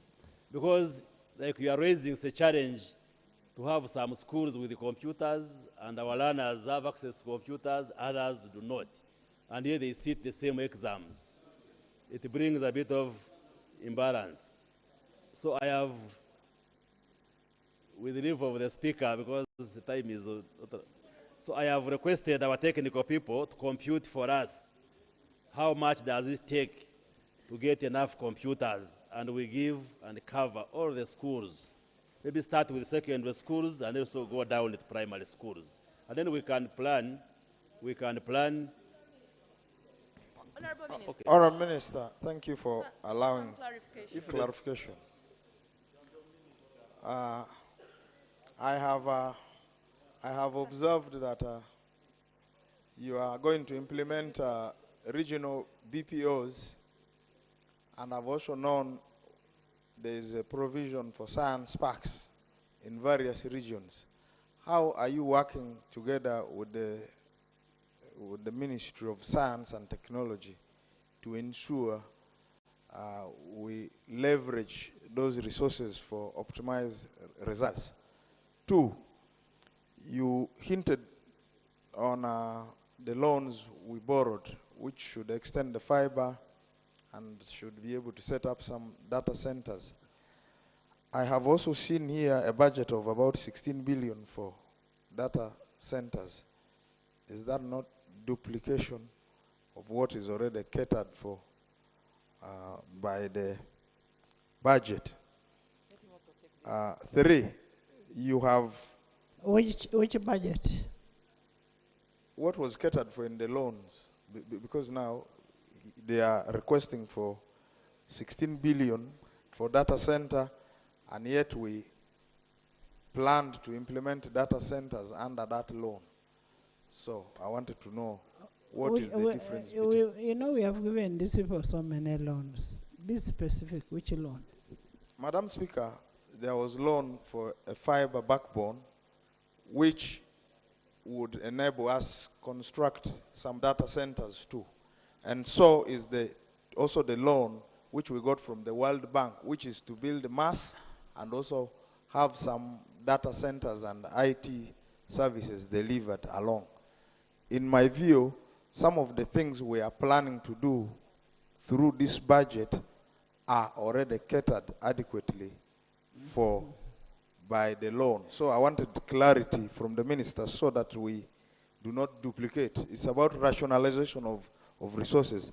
Lastly, we are talking about 2.2 billion for e-government applications and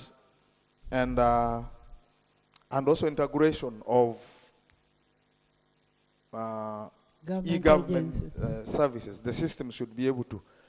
The report does not say which applications we are going to develop, and yet our rule 146, requires that we should be able to have a detailed procurement plans which highlight. We have so many processes or things that we need to integrate. For instance, procurement, the euphemisms that we are talking of. Honorable Minister of Finance, which are those processes that we need to integrate for government? That if you're dealing with the procurement, you don't need to start carrying papers from here up to PPDA, and you need to, if you're dealing with the euphemisms, the payment system, the procurement system, all those kind of.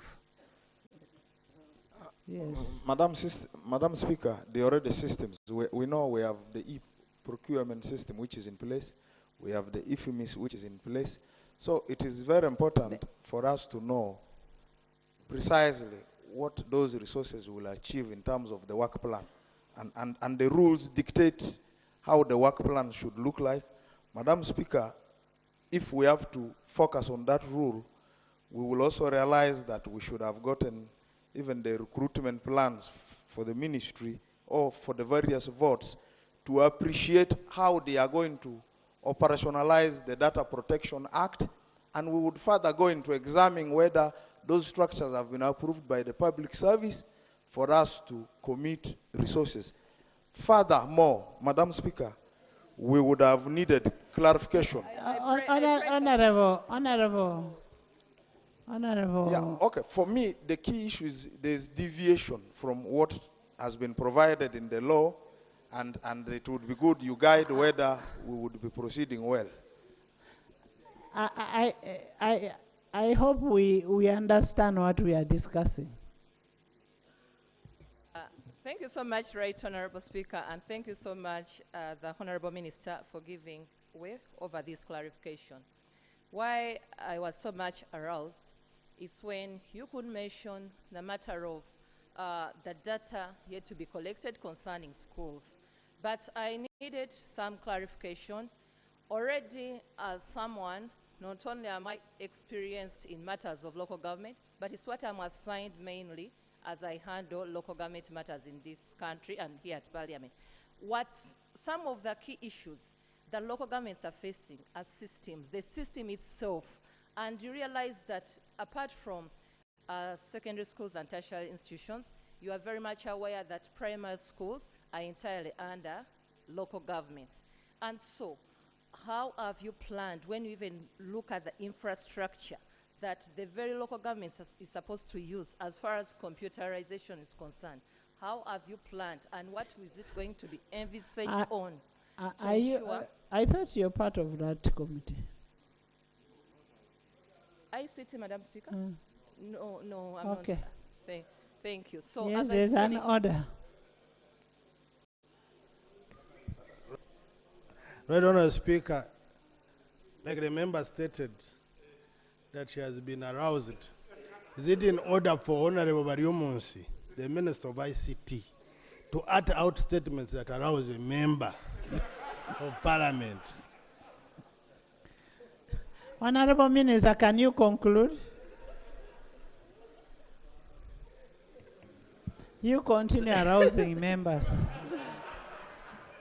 Thank you very much, Right Honourable Speaker.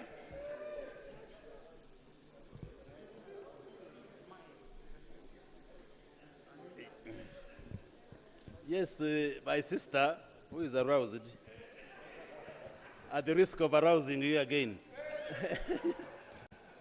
What I said is that I have asked my technical people, first of all, to assess how many schools have we been able to reach out to, how many are remaining, and if we were to give computers to each and every remaining school, how many computers are we talking about, how much does it cost? And then we start planning and budgeting, instead of supporting piecemeal and takes us 20 years to reach all the schools. Then my brother, most of the issues you are raising, the procurement plan, the human resource plan, they are in the ministerial policy statement, because the committee can't bring all the details in the statement. Here they tease out the issues which should constitute the report. So I invite you. So upload all that report and the members should look at it as they go for harmonization and reconciliation. Then the other comment I wanted to give in response to his points of clarification is that this budget, we give year budget of this much and also indicate the source of funding. Part of the funding, I think this budget, 55%, will be domestic resources, but we also indicate the external sources, their grants, and so forth. So the loans which we pass here, we also budget for them.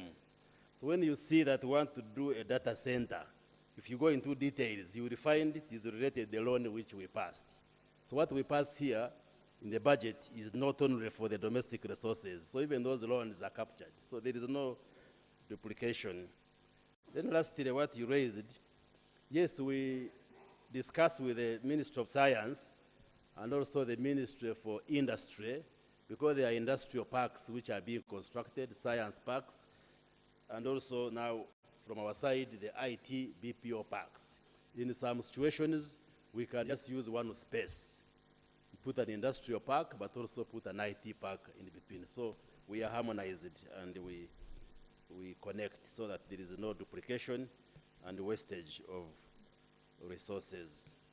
I want to thank you for supporting UBC, and let's all support UBC as a national broadcaster and provide resources. Like Honorable Dur says, many national broadcasters, including BBC, they are funded by the governments.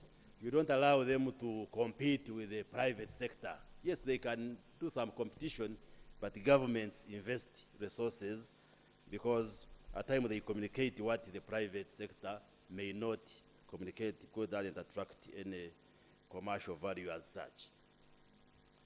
I think the rest of the issues, Right Honourable Speaker, were comments for us to take as a ministry. Facebook was not raised, it is not zero. No, Facebook, somebody raised it. I think Honourable Dur. Odur. And Facebook was closed at the height of the electoral tensions the last term.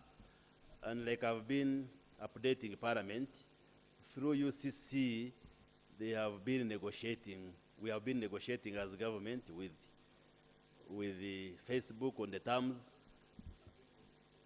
And I think the discussions are getting to conclusion.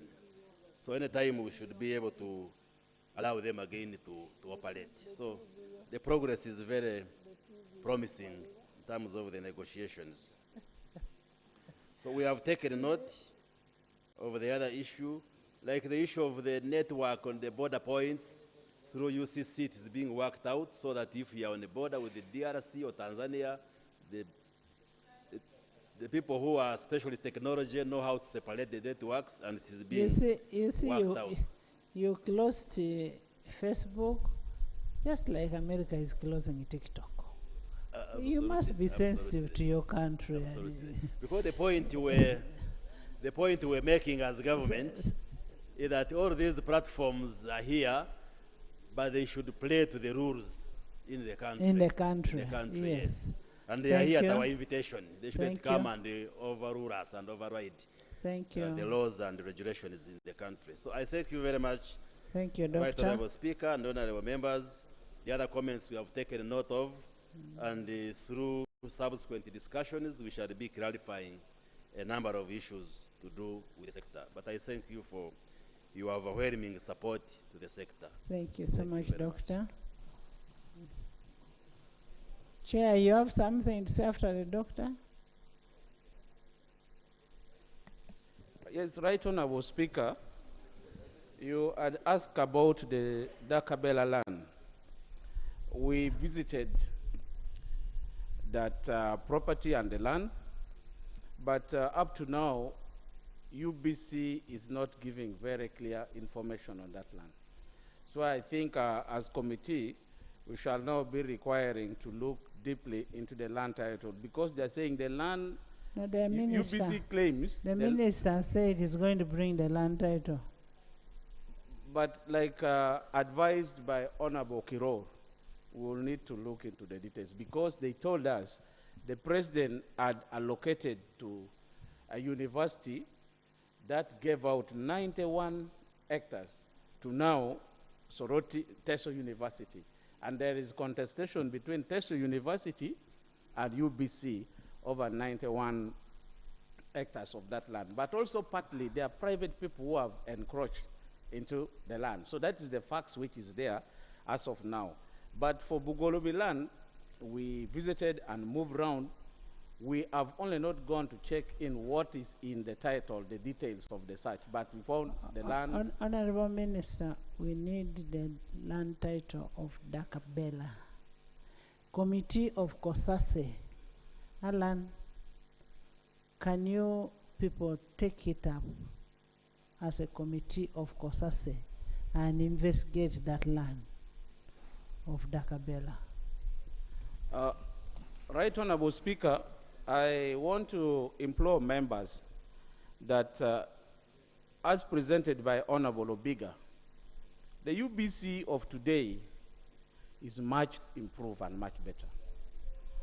And we need to continue supporting it as the government or the country's mouthpiece. But right Honorable Speaker, there's a subsidiary company, the Vision Group, which is under Ministry of ICT too. And they provide television channels like One Luo that provides the news and programs in Luo, which is listened to by people from Langwa, Choli, Kumam, and that. There is a TV West for Western Uganda. So I think here it is upon the ministry to work with the Vision Group and book it so that we can connect the two, UBC and Vision. Yes.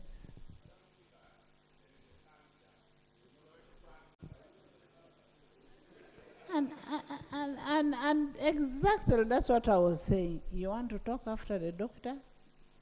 After your minister? And your minister had almost answered everything. Minister, I want my land title.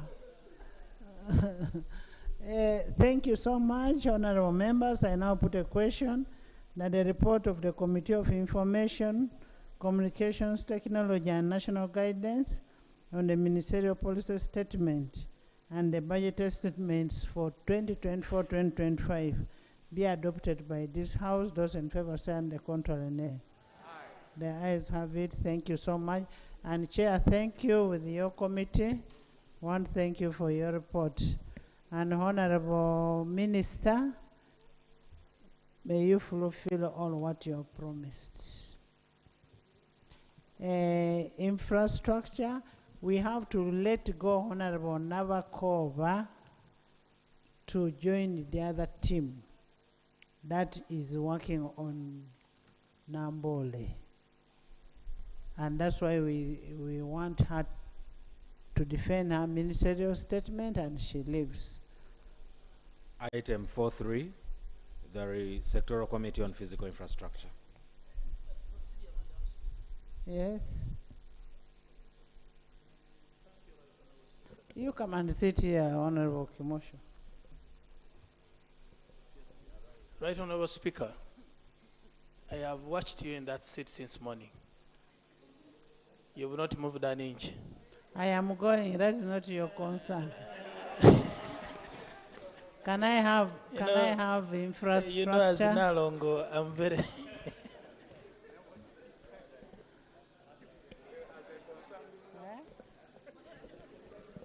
My doctor has not yet complained. Thank you, Right Honourable Speaker. Please give us a summary, and we have we'll have a break and then have presidential, legal. We'll finish all tonight. Thank you, Right Honourable Speaker and Honourable colleagues. This is the report of the Committee of Physical Infrastructure on the budget estimates and the ministerial policy statements for the Ministry of Works and Transport and Ministry of Lands, Housing and Urban Development for financial year 2024-2025. Right Honourable Speaker and Honourable colleagues, I wanted to give just a few highlights on this specific budget and estimates, that the area that we cover, which of course includes roads, the national roads under UNRA, they have a debt of 1 trillion, and it attracts 305 million on a daily. And Ministry of Works has areas of 215 billion, also attracting interest. And in a year, for UNRA alone, if that debt is not settled, it will incur another cost of 18% on it, which is around 9.4 billion. So I thought, because I'm going to rush through the report, I thought I would put it to you as Parliament to know the status. Important also, Right Honourable Speaker and Honourable colleagues, is that this sector, the budget has been reducing. For example, in the last 5 years, for UNRA alone, government of Uganda has reduced from 1.7 trillion to 900 billion. Every year it keeps reducing, and that explains the effect on the entire network. Right Honourable Speaker and Honourable colleagues, I will go straight to, because on page 5, it is the introduction. I want to go there. I'll go below down there, and I'll go to the votes that we oversee as a committee. That is vote 016, Ministry of Works and Transport. Vote 113, Uganda National Road Authority. Vote 118, Uganda Road Fund. Vote 609, local governments. And then vote 012, Ministry of Lands, Housing and Urban Development. Right Honourable Speaker and Honourable colleagues, I'll go straight to the recommendations on page 20. There are challenges there, of course, the outputs, but because of time, I'll go straight to the observations and recommendations. On vote, and I'll start with vote 012, Ministry of Lands, Housing and Urban Development.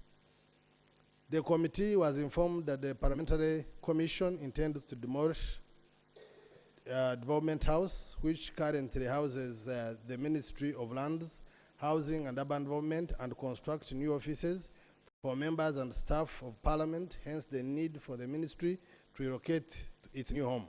Further, the committee was informed that the ministry was exploring options of signing a memorandum of understanding with National Housing Construction Company Limited to construct the ministry permanent home at Olutuula, which will go a long way in saving government resources that would have been spent on rent. national housing being better option than a private developer, where pressures of payment can be overwhelming. Although last year the ministry had indicated that it required 24 billion to cater for rent requirements in financial year 2023-2024, and Uganda shillings 102.75 billion in the financial year 2023, 102.75 billion in the financial year 2023-2024 towards the construction of permanent offices, and consequently Parliament recommended that the resources be provided. This was not done due to the resource constraints in the ministry ceiling, as well as guidance in the second budget core circular. The committee noted that PSST in the second budget core circular informed all accounting officers that the government discretionary resource had reduced by 3.46 trillion in financial year 2024-2025 when compared to financial year 2023-2024, and consequently fixed costs would have priority as they finalize their budgets, and that due to the need to refocus resources on priorities, no new construction of ministry headquarters offices building shall commence in financial year 2024-2025, among others. While appearing before the committee to present their budget for financial year 2024-2025, the Ministry of Lands informed the committee that they were against renting due to the current budget constraints, and all they requested is government provide funding for them to commence construction of a new home so they can save the country billions of money in rental expenses, and can relocate all sensitive information and infrastructure under their docket at once. The committee notes with concern the need for ministry to relocate to pave way for parliamentary commission to construct offices of parliament, and recommends that 24 billion be allocated to cater for rent and 102 billion be provided in short to medium term to the ministry to cater for construction of a permanent home. 2 is construction of low-cost housing. And there, honorable colleagues, you can read through that, and I'll go straight to page 20. I'll go to page 20, to page 30 actually. Page 30. The committee was informed the poor absorption, and right, Honourable Speaker, I'm trying to summarize, but let me, to bring it out clear, let me go to page 28. Reaffirmation of the international borders. Lack of affirmation of Uganda's international borders with its neighbors is a security threat, as it fuels tension and threats harmonious relationship among the border communities. Clear boundaries process and service delivery due to border conflicts. Establishment aimed at reducing boundary conflicts and survey errors, thus increasing efficiency in land registration and harmonize existence of border communities, and facilitating the inter-border infrastructure development. The committee observed that Uganda's borders are porous, hence easily accessible by citizens from neighboring countries who encroach and occupy land in Uganda. The committee further observed that whereas the neighbors are always ready to affirm the borders, the contrary is true for Uganda. The committee was informed that the ministry requires 51.726 billion in financial year 2024-2025 towards the reaffirmation of the international border, and only 0.592 billion, 1%, has been allocated, leaving a funding gap of 51.134 billion. The committee therefore recommends that government prioritizes funding towards the reaffirmation of borders with at least 1 international border and 2 district borders every financial year starting in the financial year 2024-2025. Poor performance of the externally funded projects. Honorable colleagues, we give you the table down and it brings out the performance levels.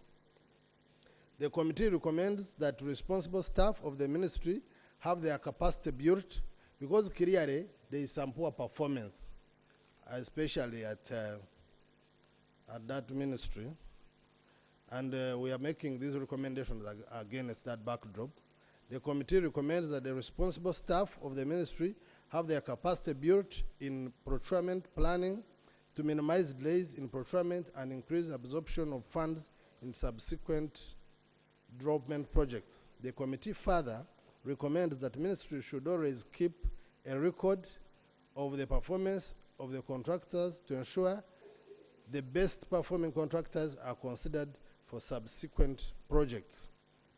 Then we go into the increased land conflict. The committee was informed that one of the major challenges faced by the ministry and ULC is increased illegal land evictions, conflicts, and disputes. The committee noted that the number of mediations on land disputes conducted by ministry increased from 141 in financial 2021-2022 to a target of 200 in financial year 2023-2024. And by half year, only 110 had been mediated. In financial year 2024-2025, the ministry is still targeting to mediate 200 land disputes. The committee was informed that resettlement of land, district land tribunals will go a long way in addressing the increasing land conflicts and the disputes. The committee therefore recommends that government considers the resettlement of district land tribunals to handle increasing land conflicts and disputes. Vote 156, Uganda Land Commission. The committee observed that land fund is created by Section 41, Clause 1 of the Land Act, Cap 227, with mandates to give loans to tenants by occupancy to enable them acquire registrable interest under Article 237, Clause 9b of the Constitution. By the government to purchase or acquire registrable interest in land in accordance with the Constitution and to resettle persons who have been rendered landless by government actions, natural disaster, or any other cause.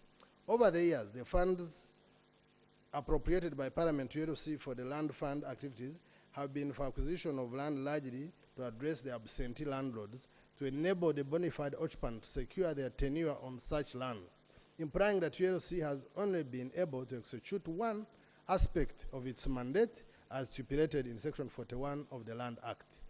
Now, it goes down, but these are the committee. This is what we observe and recommend.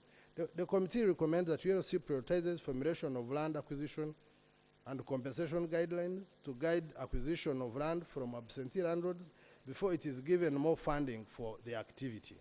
In addition, government through ULC prioritizes establishment of land bank facility, which will enable the fund to meet its funding requirements in the medium to long term, since it is currently experiencing resource constraints. The committee therefore recommends that 14.96 billion for land acquisition be allocated to Ministry of Lands, Housing and Urban Development to address a funding gap in maintenance of LIS, this is the system for titles, and the balance, and Uganda shilling 6.54 billion, and the balance of 8.41 billion be allocated as follows: 4 billion toward strengthening the operation of the Office of the Chief Government Valuer, and 4.48 towards the wage shortfall and operations of EMSOs.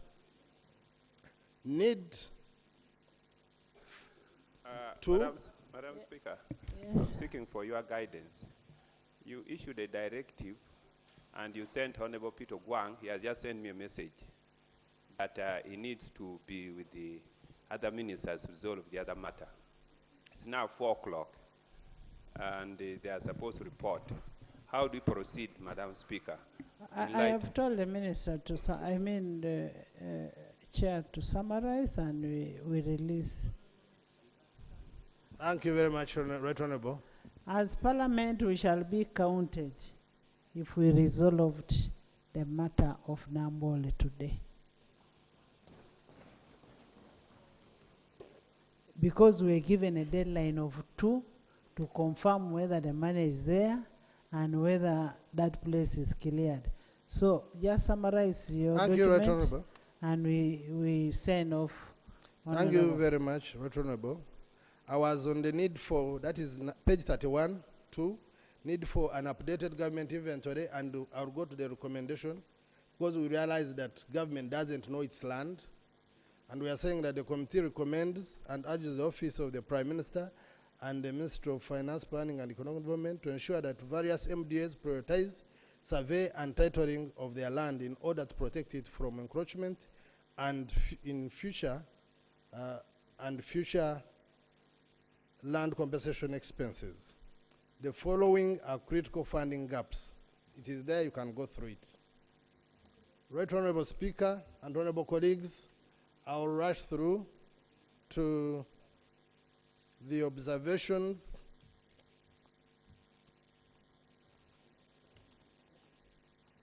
That is page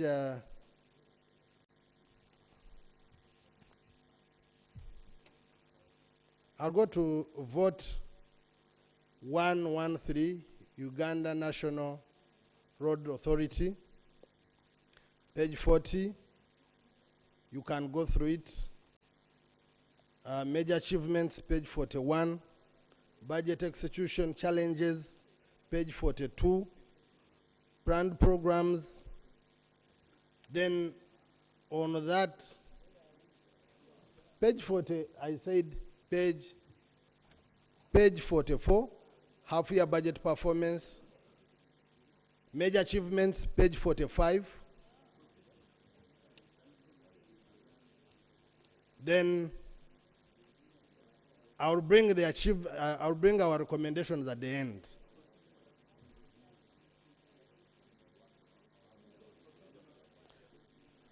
Right Honorable Speaker, I'm on page 50. Yes. And Madam the page Speaker, 50.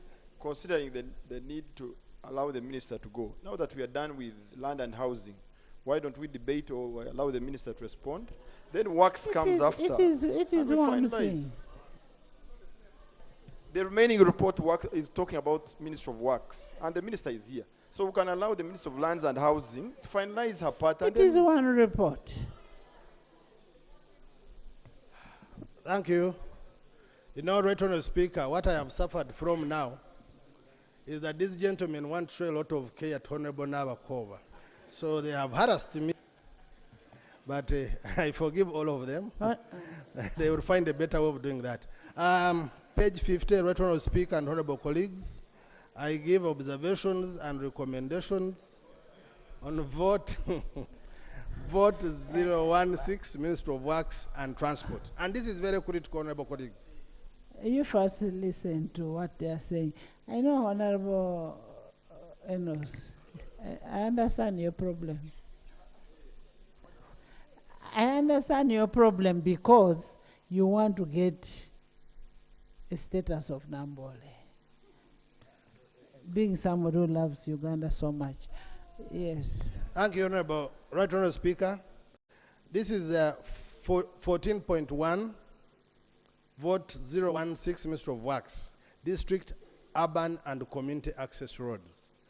The committee observed that the proposed budget for Duka sub-program is projected to decline from 167.5 billion by Uganda shillings 25.2 billion to Uganda shillings 142.3 billion in the financial 2024-2025, mostly due to the decline in allocation to the rehabilitation of district roads project, which is projected to decline by 18.3 billion. The committee notes that the budgetary provision maintains the NBFP position even after Parliament's recommendation that the Duka budget be restated to its level in the financial year 2023-2024. The committee is concerned that many Duka roads have not been completed in addition to the work backlog, where planned district road works remain in pipeline due to inadequate funding. The situation is further worsened by the road damages, by the rains and floods experienced in the second half of the financial year 2023-2024. Even with such occurrences, districts continue to receive inadequate funds from the road fund for maintenance of roads. The committee recommends that government reinstates the Duka budget of 167.5 billion. Road transport safety. That is clear. You can go through it. And the recommendation there, the committee recommends that government prioritizes funding towards its obligations in relation to road transport safety. Honorable colleagues, Right Honorable Speaker and honorable colleagues, this is one area that we have talked about many times, but it still stands as an unfunded priority. Road equipment for the 16 new districts, 10 new cities, and urban councils. The committee was informed that the ministry has concluded the process of procuring 16 commercial graders and 16 wheel loaders for the 16 new districts. The committee observed that whereas the 16 districts will be receiving graders and wheel loaders, it is vital that they get a complete set of road equipment to facilitate them have good road networks within their jurisdiction. The committee further noted the need for the new cities and municipal councils to have their own road equipment, given that sharing equipment with other local governments is normally not practical, given the long waiting periods they have to endure as owners of the equipment are utilizing them, since funds are released at the same time. This has led to delays in road works, especially maintenance, leaving their roads in poor conditions. The committee recommends that 30 billion be provided as balance to enable purchase of missing equipment in the road units for the 16 new districts. That B, 11 billion be provided for the purchase of 5 bitumen units for the urban councils. C, that 57 billion be provided for the procurement of road construction units for 10 new districts. Regional mechanical workshops, honorable colleagues, you read there, these are white elephants, and we make these recommendations. The committee recommends that government avails 45 billion annually for routine and corrective maintenance of road equipment to enable them live out their planned lifespan, while also increasing availability of equipment to maintain Duka networks. Government rehabilitates all mechanical workshops with an aim of improving their capacity to deal with the increased equipment needs, as well as cater for the advancement in technology being used in the manufacture of the road equipment. C, government considers establishing mechanical workshops in a phased manner at sub-regional level to improve the level of equipment availability. Right Honorable Speaker and honorable colleagues, the current mechanical workshops are actually parking yards. They do not meet the standard. Then page 54, inland water transport, you can go there and read, we make a recommendation. The committee recommends that Uganda shillings 2 billion be availed to cater for facilitation of programs of public water transport, safety awareness as an immediate intervention. And then 6 of 55, slow pace of construction of the National Building Research Center. Right Honorable Speaker and honorable colleagues, this is a very critical area because, as you can imagine, buildings are mushrooming everywhere and collapsing everywhere in our country. So this intervention of a building research center is very critical, and we recommend as follows. The committee, we recommend the committee recommends that Uganda shillings 1.9 billion be allocated from the union budget for consultants, because, you know, Right Honorable Speaker and honorable colleagues, I want to put a disclaimer on this. The budget was so tight that you had nowhere even to reallocate. So here, we had to look for 1.9 billion to be reallocated from union budget for consultant services, especially the consultancy, modularization assessment plan under budget output, That one, HIV/AIDS mainstreaming towards support of completion of National Building Research Center. And our logic was that UNRWA staff have insurance, and for those that don't have insurance, most of the external source projects have the component of HIV. That's what informed our decision to reallocate that money for the research center. Then on 7, areas to contractors. This is very important, but there is no time, Right Honorable Speaker, but I highlighted about it. UNRWA alone has a debt of 1 trillion, accruing an interest of 305 million, and the committee, on a daily, by the way, and the committee recommends that UNRWA prioritizes its budget for financial year 2024-2025 towards clearance of areas with existing contractors as the first call on their resources before entering any new contracts. Then, retrenchment costs. The committee observed that the project 1616, retooling of Uganda National Road Authority, had increased by Uganda shillings 207 billion from 7.029 billion in financial year 2023-2024 to 216.7 billion proposed for financial year 2024-2025. This increment is largely on account of the 200 billion to cater for payment of terminal benefits. Right Honorable Speaker and honorable colleagues, they had indicated that there is money for terminal benefits for UNRWA staff, and that was an assumption that the rationalization had taken effect. And yet, by the rules of this parliament, we are not supposed to debate in anticipation or legislate in anticipation. So we reallocated that money, the 200 billion. The committee recommends that this resource amount of 200 billion be allocated toward the settlement of UNRWA outstanding debt obligations.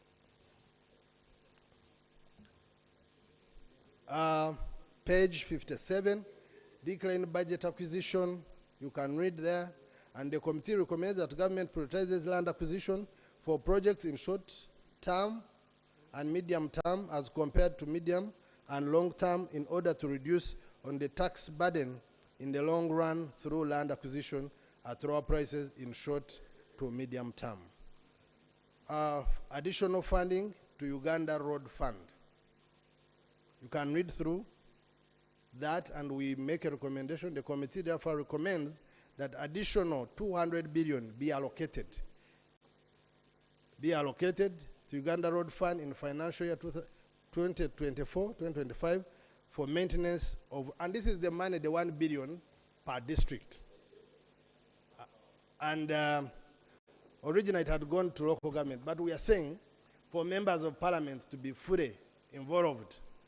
The road fund empowers them better than any other law to get involved in this. So that is our proposal. Honorable Chair, maybe the government chief whip will give a position on that because it was agreed. You finish, then you will give a position on that 1 billion. The other recommendation, of course, Uganda Road Fund, on that, on page 59, the other recommendation, very fundamental, Right Honorable Speaker and honorable colleagues, for us to realize the intended purpose for Uganda Road Fund, we must move it to the second generation. And this is our recommendation. The committee recommends and urges government to fully operationalize Uganda Road Fund in order to enable it to operate with the resources drawn from the second generation fund as resolved by Parliament.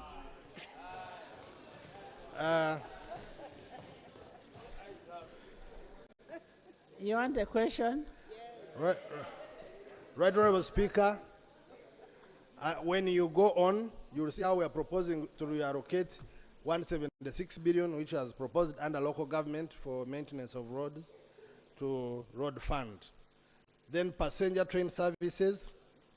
The committee observed that Uganda Railways Corporation currently offers passenger services on only one route, Namanve-Kampala, and operates only twice a day. The committee notes that the alternative mode of transport has the potential to offer traffic congestion along Kampala-Jinja Road if it is operated more trips to optimize and utilize the railway line. The committee recommends that Uganda Railways Corporation increases the number of trips on the Namanve-Kampala route given the potential it has to reduce on the motor traffic along the same route. B, considers increasing the number of passenger wagons to increase and accommodate more numbers on each route. C, considers market segmentation for their clients and acquire executive wagons to attract more passengers to utilize their rail model of transport. In conclusion, Right Honourable Speaker and honourable colleagues, the committee adequately considered the ministerial policy statement of the Integrated Transport Infrastructure and Service Program, ITIS, and the Sustainable Urbanization and Housing Program, and recommends that the report of the Committee of Physical Infrastructure on the budget estimates for the financial year 2024-2025 be adopted with the figures as stipulated down on page 61. Right Honourable, with your guidance, do I go through the figures or it's clear? At that point, Right Honourable Speaker and honourable colleagues, we shall go through the figures when we are supplying. I beg to submit and report Thank and you. table the report with all its attachments. Thank you very much. Thank you. Secha C. Goretti.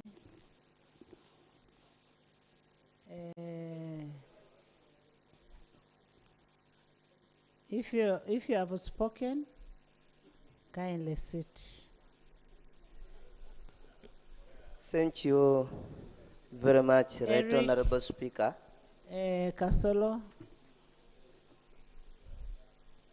Right Honourable Speaker, I want to thank the committee and the chair for a wonderful report. But me, I want to urge this August House that indeed we allow the money for operational works at the EMZO be provided, because when you look at in a year 18 to 19, they were provided with 50 millions for operation, but it went on reducing, diminishing. Even last quarter, they didn't get anything.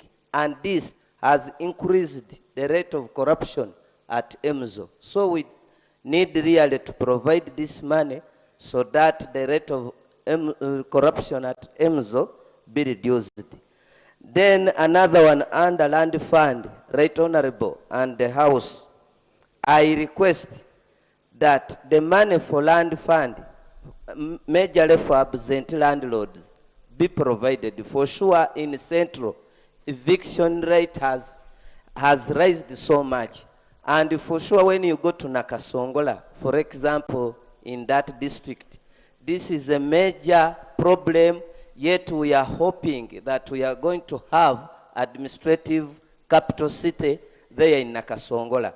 So I urge the House indeed to allow this money be provided, and this, Honourable Minister, it should be streamlined very well, because you find other areas are benefiting, other areas are not benefiting. When shall we put an end on these evictions? So I request that this be provided and we go overall that one, and we yes. and the government, even the August House, be praised for that one. Indeed, in Central, we are suffering a lot. Thank you, thank you. I want to thank you, Right Honourable Speaker. Thank you. A minute. Thank you, Speaker. Thank you, Right Honourable Speaker. Mine is about the poor performance of externally funded projects. Right Honorable Speaker and colleagues realize that for the last financial years, especially considering the report from the Auditor General for the financial 22-23, we had 14.5 trillion on loans that have been undisbursed. Right Honorable Speaker, this comes right from the time of borrowing. Approved, interest being paid, commitment fees being paid, and not being used. The projects are not being implemented. So, Right Honorable Speaker, this and brings that is what is increasing on our vote 130. I was just helping you. So, Right Honorable Speaker, this brings us back to responsibility right from the Committee of National Economy, the one that considers the loans. Because the reasons for some of these delays is one, the feasibility studies not conducted, and all the backup documents when we are borrowing money. So, Right Honorable Speaker, this is a responsibility on all of us right from the time of borrowing. But still it comes back to the Ministry of Lands, delays in compensation of landowners. So, Right Honorable Speaker, delays from the Ministry of Lands on compensation and delays in processing of titles should also be considered under the Ministry of Lands. Then, two, Right Honorable Speaker, when it comes to the issue of equipment, colleagues, you realize that much as we have equipments that are going to be supplied to the new districts, but we also have a challenge of all the equipments in those districts that, for example, for Zimbabwe, those that got equipment in 2012, 2017, most of them are aging. And when you look at the money that is allocated for maintenance, the money is very little, Right Honorable Speaker. So we need to increase the money for maintenance of government equipment in regard to the road equipment. You Honorable need Speaker, money for tear and wear? Right Honorable Speaker, then when it comes to the Duka roads budget, Right Honorable Speaker, we need to increase the money. And I suggest that for districts like Zimbabwe that are in the lowlands, our money should be increased, Right Honorable Speaker, compared to other districts. Because so what would I say in Bukedea? So Bukedea, you are fairly okay. But when it comes to Zimbabwe, Right Honorable Speaker, it is very unique. And when you, for example, for the rains that have just, Zimbabwe has almost been swept away, Right Honorable Speaker. So when it comes to roads, if other districts are getting 1 billion, Zimbabwe should be given an additional 10%, considering the nature of its location. That is the truth, Right Honorable Speaker. Thank you. You see, the problem is, Gorete did not do the geography in Uganda.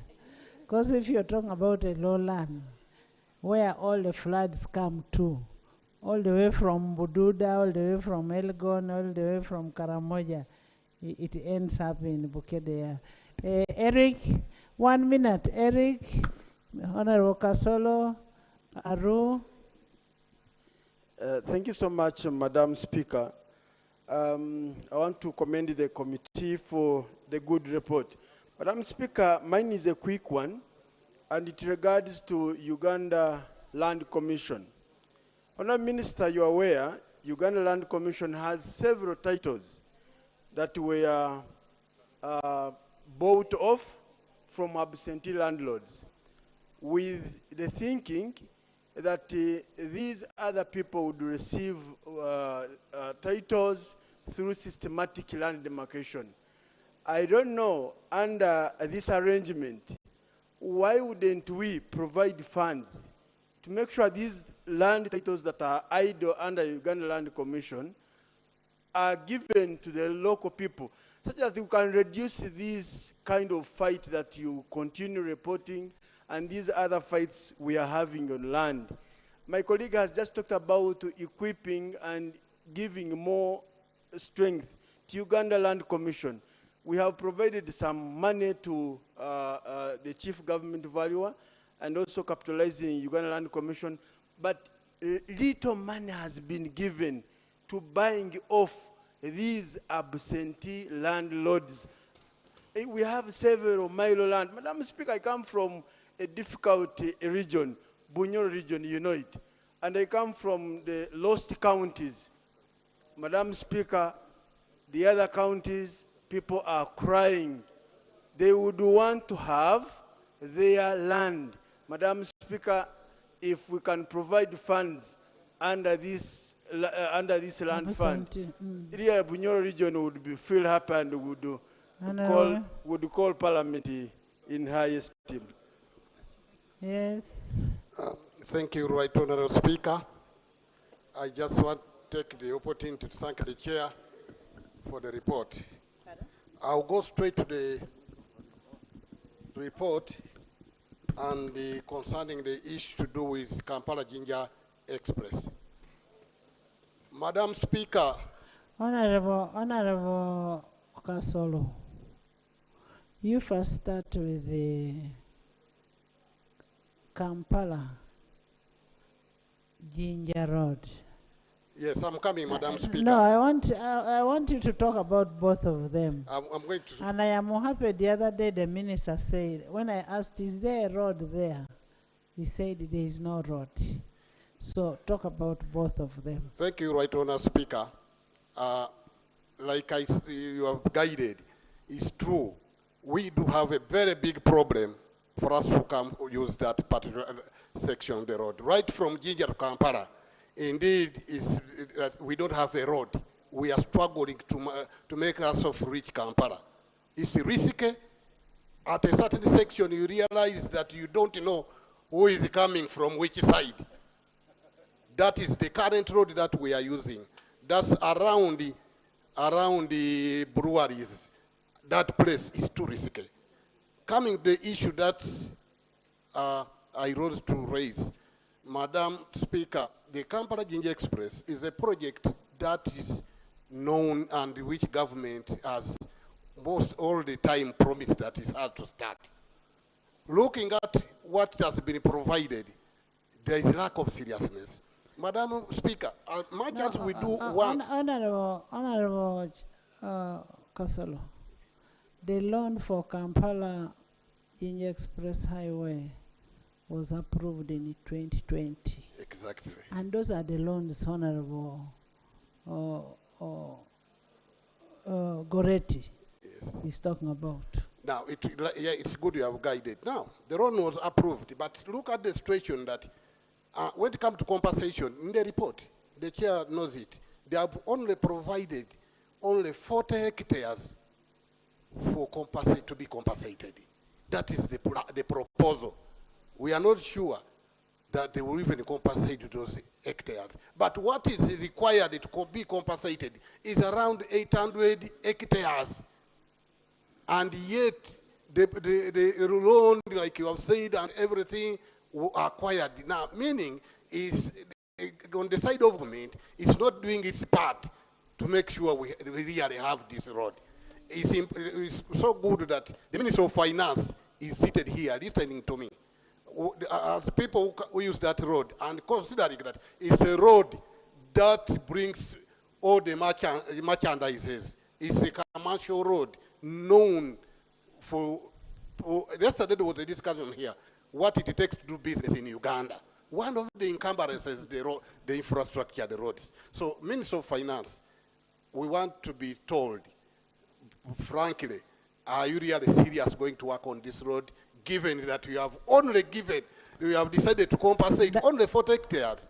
And that road takes you up to Kenya. Exactly. Up to so we want the minister to assure us how serious are they with this road, the Ginger Express. We needed it yesterday, but up now it seems there is no commitment from government. That really puts us in the dilemma. We want the minister to pronounce themselves that they are really serious. Thank you, Madam Speaker. Thank you, Mrs. Bill. Thank you very much. Right Honourable Speaker, my name is Eunice Otoko Apio, Member of Parliament for Yam County North, for the record. I would like to thank, thank you. I would like to thank the committee for its elaborate report. But I would also like to note that this morning, the Minister of State for Sports, the Right Honourable Gwang Peter, reiterated a statement that was made here on the floor on the 15th of March this year by the Minister of Works, Honourable Katumba Wamala, that in preparation for the AFCON, the ministry would work on the road segment that runs from Konaboke, that is Molem, Icheme to Omoro.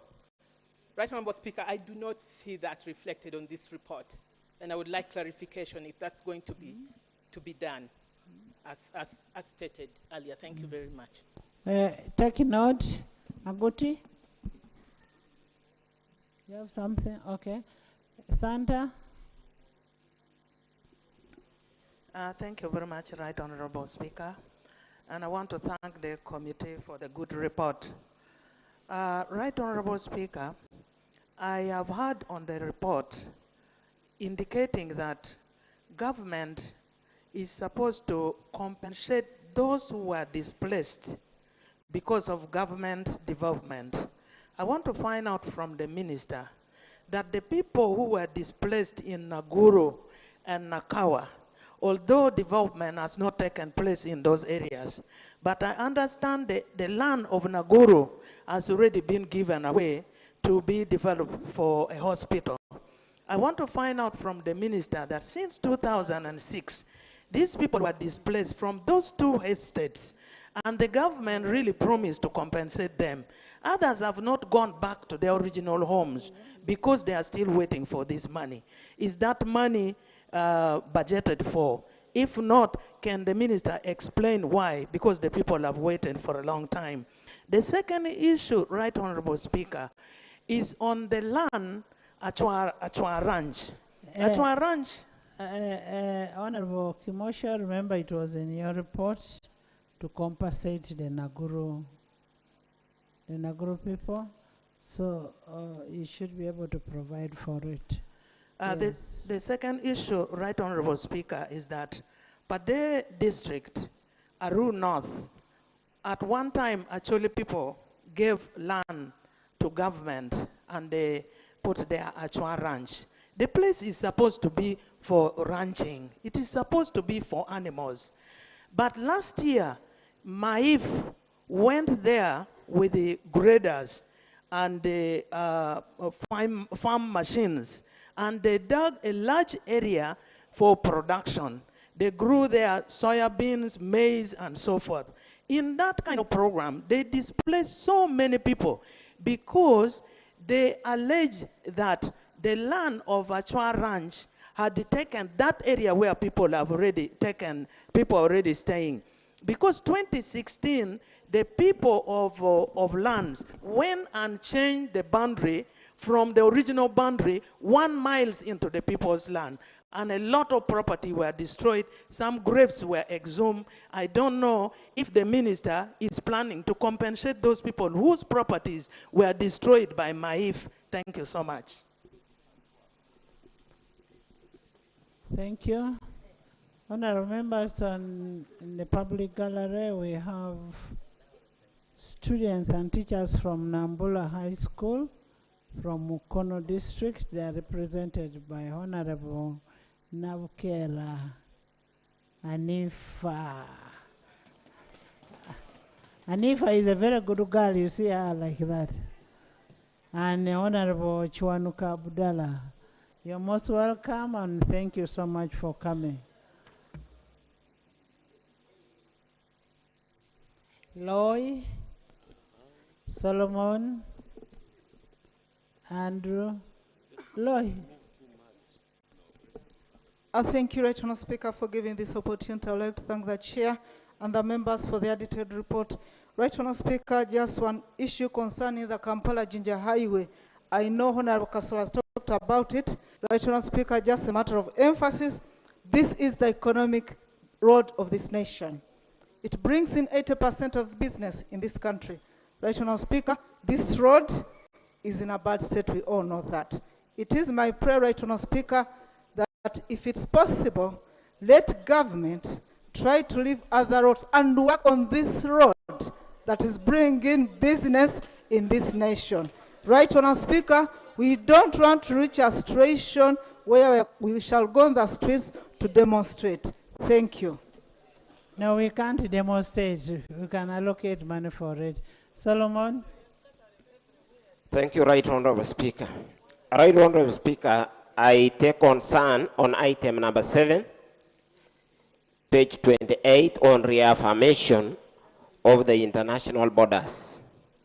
Right Honorable Speaker, I entirely agree with the committee that if we don't reaffirm our boundaries, it is more likely to cause us chaos. Right Honorable Speaker, I've been in the floor of this parliament, and we have got a problem in Bukwa. We have tried to survey land for our institutions, Right Honorable Speaker. And you clearly know that government has a policy that they cannot develop any institution until they have a land title. Now the problem, as I've been telling this house, is that we have tried as much as possible, but the coordinates are not matching with the physical boundaries of Bukwa district. If you take other coordinates in the side of Chesawer, Tulel, and Longon, they read that you are in Queen district. In areas of Rio, they read that you are in Kenya. So our people have failed to get the land titles, and we have failed completely.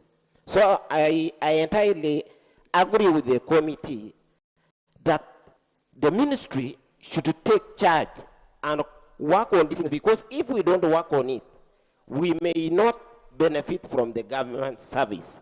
Thank you, Madam Chair. Thank you, Grania. Musa. Siraj, you didn't talk today. Thank you very much, Right Honorable Speaker. Let me also join the rest of the colleagues to thank the Committee of Infrastructure. Right Honorable Speaker, through you, to the ministers concerned, most especially the Minister of Works Transport, who is here represented by Honorable Byamukama. Right Honorable Speaker, the committee brought out the issue of performance of contractors. This needs to be taken very seriously. For example, we have contractors that have been awarded some works to be done, like the Rusari-Rankonge Road, which is in Mubende, Right Honorable Speaker. These contractors who do not perform to the expectation should be changed, and we get contractors who are willing to do the work.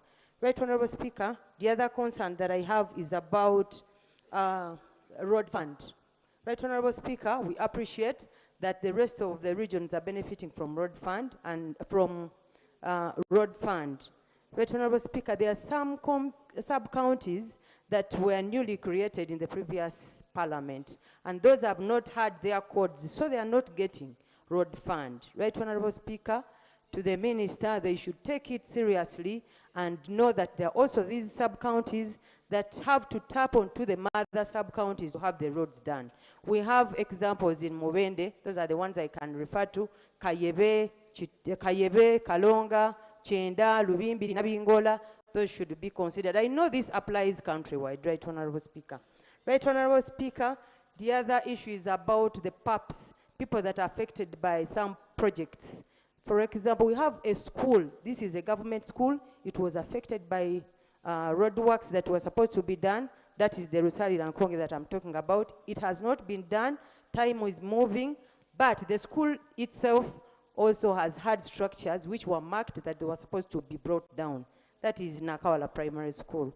Right Honorable Speaker, I want to thank you so much for the time given, but also allow me to talk about the titles of people who are affected by some programs.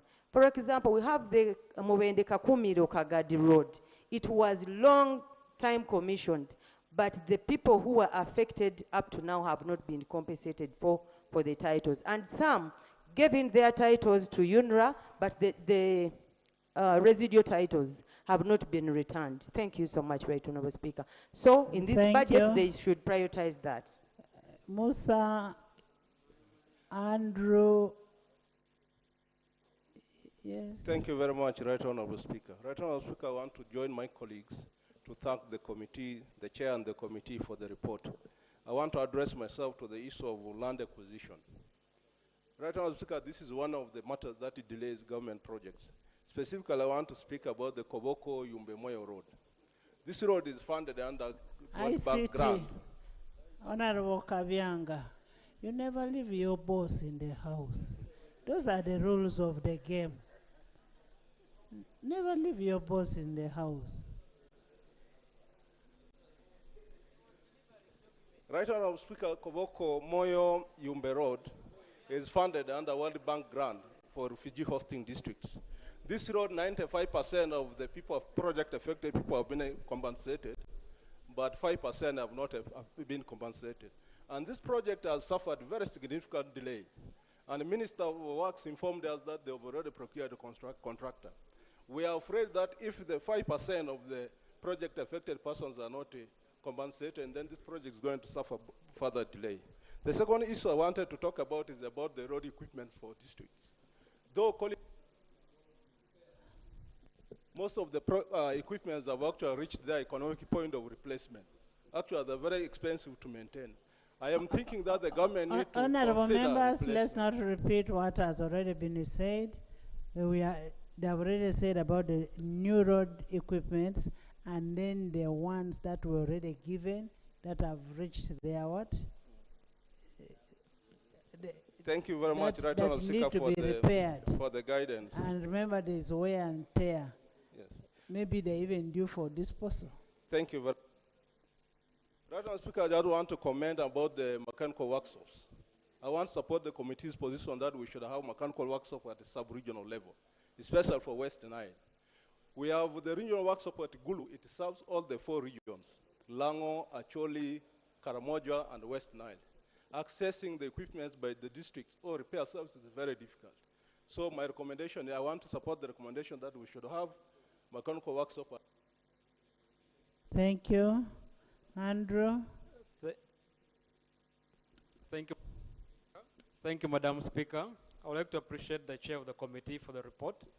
Mine is a comment on the issue of what the woman MP from Mumende raised, the issue of project affected persons. What is currently happening is that the government does the feasibility studies and then takes a bit of time before they come back to do the implementation. So it is my prayer that even the roads and yet the land appreciates. Exactly. By the time they come back, these people will be asking for additional money. Yes, and that is my worry, because if you look at that road from Gulu to Rajkoro through Pit, it has been pledged so many times by the president. The Prime Minister went on record here and said it's a priority road. And I'm wondering how those translate into the budgetary appropriations. It is my prayer, therefore, that the ones that are under feasibility study, can we also prioritize so that the appreciation does not affect the compensation. I want to appreciate you. Thank you. Thank you. Foyechenga, Giovannis. Some of you should wait to speak on the next MPS. Thank you, Right Honorable Speaker. Right Honorable Speaker, I also want to thank the committee for the report. But Right Honorable Speaker, we all know that the resource envelope is small. But in this country, there are so many roads which are under presidential pledge. Right Honorable Speaker, I have a road that His Excellency pledged long time ago. It has been appearing on unfunded priorities.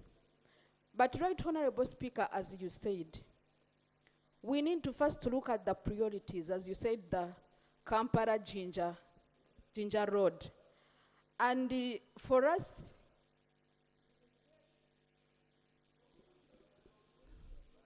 Buheshu is a very bad area. Everybody knows that Buheshu is bad. And Honorable Minister, you really have to make sure, because that thing has come up every time. Fred, are you hearing? What have I said?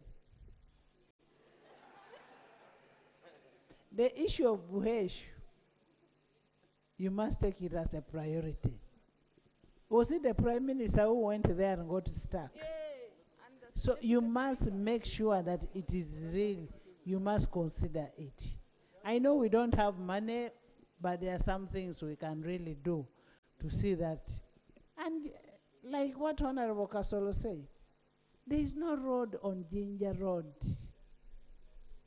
No road at all. You don't even know where there is a pothole, where there is a what. Are we in this?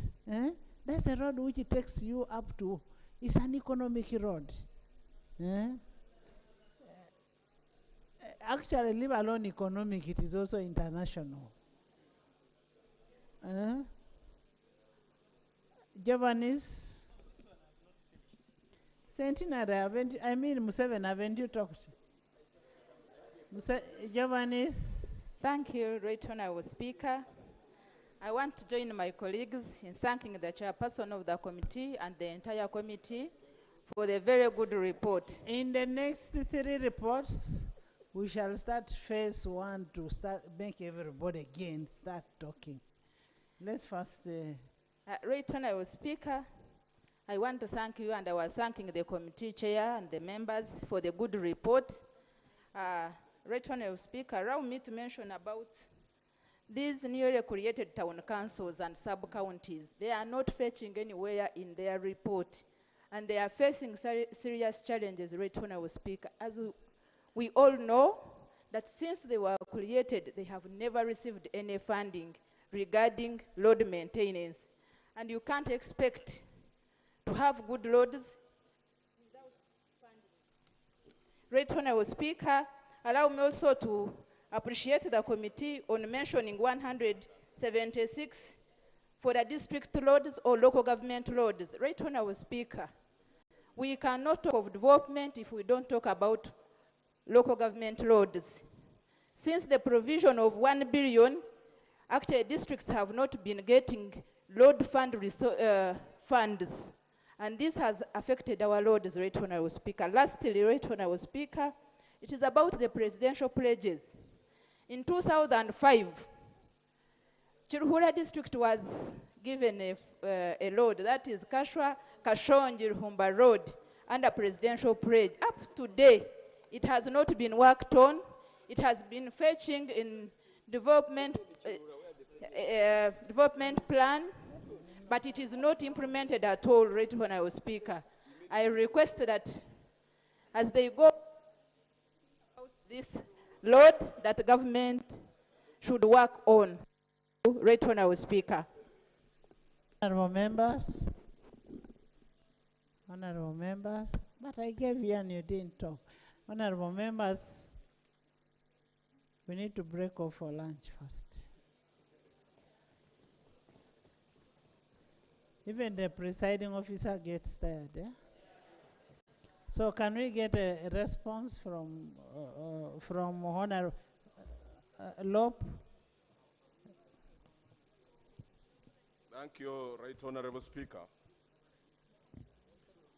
Right Honourable Speaker, I want to applaud the committee for the report and for the good advice you have given to the Ministry of Lands, Housing and Urban Development pertaining the brilliant idea to shift and build their own home.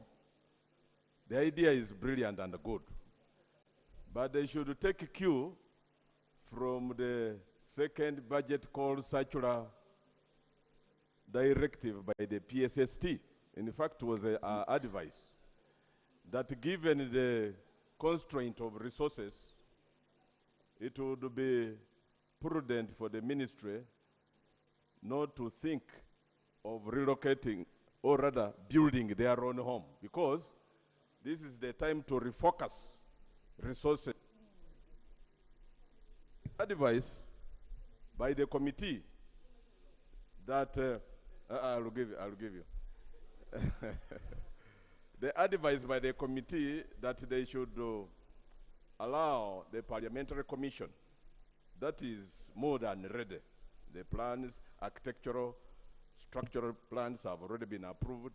The funds have been secured to demolish development house, construct a complex, which could even house, because, Madam Speaker, I would be of the view of trade-offs, where a compromise is reached, that since this ministry has sensitive information, they would occupy the lower floors of that complex, and it could be a secure place for the sensitive information.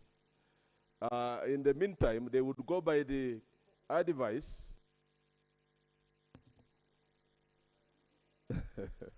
of the committee to accept in the meantime, in the medium term or short term, to rent with the 24 billion as they amass financial strength and muscle to construct their own home. That would be the best way to go, because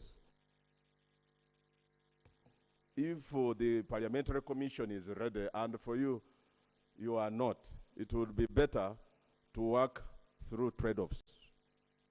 Madam Speaker. Honorable Lob, maybe the other thing is there is a policy that was agreed that would have a one-stop center in G'EBYENFUNA, where all government offices would be located, so that they are near Entebbe when they are going for meetings.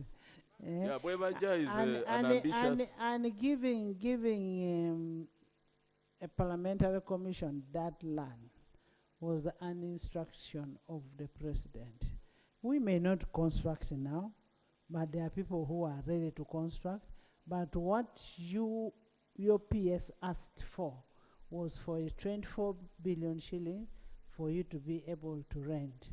And what Honorable is saying, that you can occupy 1 or 2 floors from that building, just like judiciary has had its own building. Right, Honorable Speaker, you have nailed it on the head. I know the G'EBYENFUNA is a very ambitious plan, which may take a bit of time, or even when Jesus comes back. But the advice would be to go by your counsel, Madam Speaker. Madam Speaker, finally, on the Kampala-Jinja highway, that road is the highway to the nearest seaport. Because of the time that is wasted in the jam, and you know, it was even calculated that most people would not want to do business on the Kampala-Jinja highway from Mombasa because of the jam. It takes long, and they calculated that we lose as a country about 500 million shillings per hour in the traffic congestion. So the allocation to have that loan, by the way, although it is accumulating commitment fees, it should actually commence works yesterday. It should have even commenced yesterday, because that is the nearest. Others would have opted for Mutukula through Tanzania, but that is extremely long. But the truth of the matter is that the jam on this road has made doing business in Uganda extremely costly. So I throw my full weight behind the recommendation by the committee. Thank you very much, Madam Chair. Information, yes. Yes, Honorable Minister has information.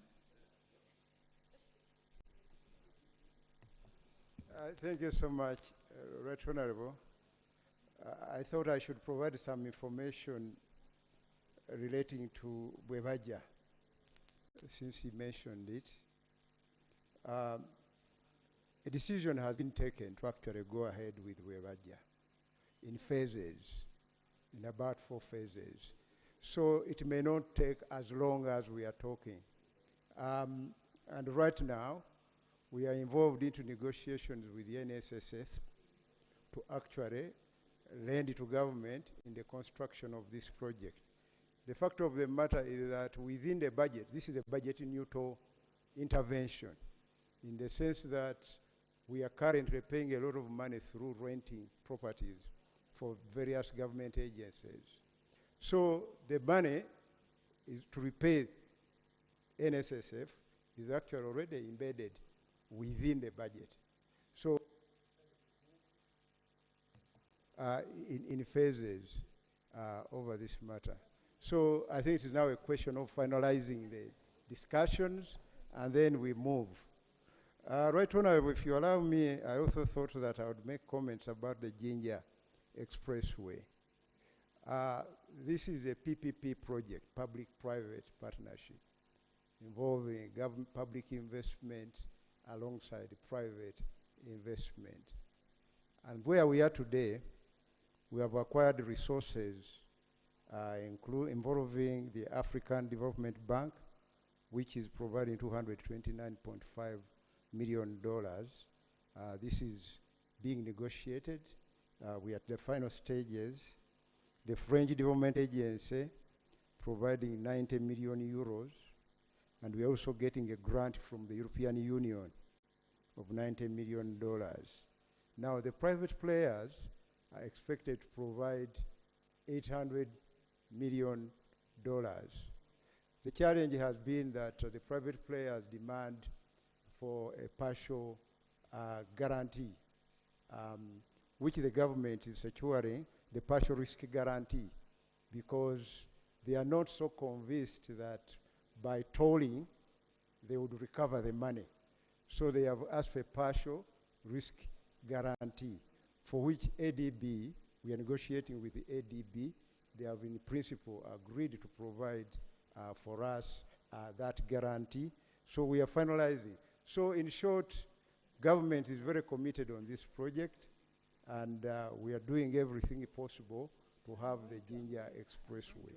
It's one of those critical priorities under government. Right Honourable, if you allow me also to comment about the performance, because I think it was Honourable Namuga who talked about the poor performance of externally funded projects. We do recognize that there has been a very serious problem in this area. And indeed, a cabinet tasked the Minister of Finance and Office of the Prime Minister to examine this problem deeply. We actually examined every project that is externally funded, and we found that there are major challenges relating, things that we have not been doing well, we do admit, particularly when it comes to loan acquisition. In some projects, you find that we acquire the loan before you complete the feasibility studies, before you acquire the right of way, and then you get the money, the right of way is not there. The counterpart funding is not available, you know. So you go through all these problems of preparing the pre-feasibility, the feasibility study. By the time you complete, you have lost about 2 to 3, 4 years of the project. Now we are fixing these problems. In fact, the cabinet decided to form a committee that is going to be closely monitoring project by project, right from the stage of loan acquisition, to ensure that we provide for feasibility studies to be done prior. In fact, we have allocated some money to the National Planning Authority, which has created a unit that is going to be dealing with the feasibility studies of various government projects to try and arrest this problem. Then we have also had the problem of the approval process itself. It is so lengthy, you know, the process of approving a loan, stretching from National Planning Authority, Office of Prime Minister, Minister of Finance, Parliament, Cabinet, you know. So the red tape is actually too long. Parliament has never taken long. But it is part of the process, Right Honourable. So when we calculate the number of days, you actually realize that it's over 400 days before you secure the necessary approval. Yeah, thank you very much, Madam Speaker. Madam Speaker, some time back, Parliament and government agreed that all agencies involved in the loan approval process be involved from stage 1 during initiation, so that any error, any gap we feel, like Parliamentary Committee of National Economy, during proposal stage, during discussions, and we really were doing well. But later on, Madam Speaker, Minister of Finance decided to abandon the members of Parliament, then they bring at the last stage. So I think, Madam Speaker, the Minister needs to go back. And that's why you find Parliament started doubting when they talk about commitment fees, which fees. That's how Parliament started doubting. So if you involve the Parliament from word go, they would appreciate what you're talking about. Madam Speaker, I was just concluding. And also, Madam Speaker, we have, because I may not have another opportunity, the road fund, Madam Speaker, is given 1 billion to every district. Toro district, we have 8 MPs, 56 sub-counties. We also get 1 billion, like a district like Namsindwa with the 6 sub-counties. I want to request the Minister of Finance, don't you think it's appropriate that this 1 billion for the road fund is given according to the sub-counties? First of all, you're not getting it even now, all. Why don't you first appreciate what you have? Let's first get, Honorable Bua, on the road, on the 1 billion. I know why I want Honorable Bua to give us a position. Our 1 billion.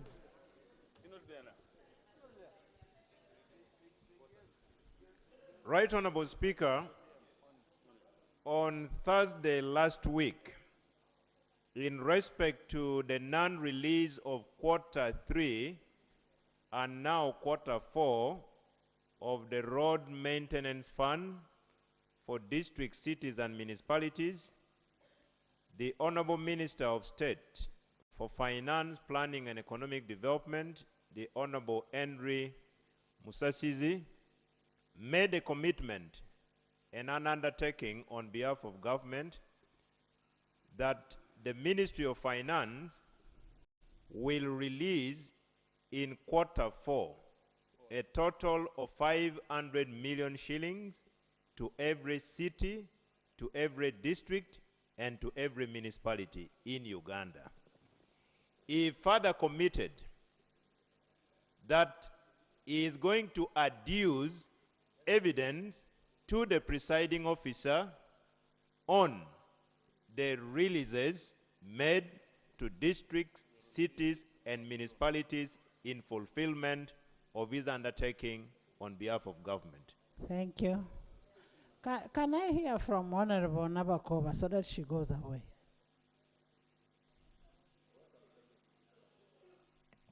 Thank you, Right Honorable Speaker and Honorable Members, for the support. I want to thank the committee for the good report because most of the concerns have been captured. Right Honorable Speaker, about the ministry shifting, I would say that this matter has been brought before His Excellency, the President and Cabinet, and President insisted that we should embark on Webaja because of the sensitivity and also the documents that have been there for so long since colonial times, so that if we are to shift, we shift once and for all. So we would request finance to fast track the process of government campus so that we can shift as a ministry to pave way for other developments. Right Honorable Speaker, I would only request if we can be given some funds for the absentee landlords because it is a big issue. There are people whom government took their land for the last 10 years, but up to date, we have never cleared. We have areas to a tune of 1 trillion. Every other year, the land fund is given less than 20 billion. You can imagine, land keeps on appreciating in most of the areas. So where do we get money to pay these landlords? The tenants are challenged, but also the landlords are asking for their money. So we request for this parliament to consider at least prioritizing the land fund to enable us to settle the landlord, but also the tenant issues in most of the affected areas, especially in Uganda, Bunyoro, and also some other parts in the west, the north. Now we are seeing lots of problems also coming up, and western region. Right Honorable Speaker, we would say that last financial year they gave us 165.44 billion, but this time round again the budget has reduced to 81.82 billion, meaning that we are going to operate under what is required. Because we have been limping, I don't know this time what is going to happen. We have our enkizo offices which are operating. And as a ministry, we are contributing to the revenue of government. Last financial year, we contributed almost 600 billion. And we had requested finance to consider at least looking at those ministries that contribute to the treasury to give us money to function better. You find that EMZOs cannot operate, machines are down, photocopiers are not there. You know, they are not facilitated to run, yet whatever they do helps government to earn money at the end of that day.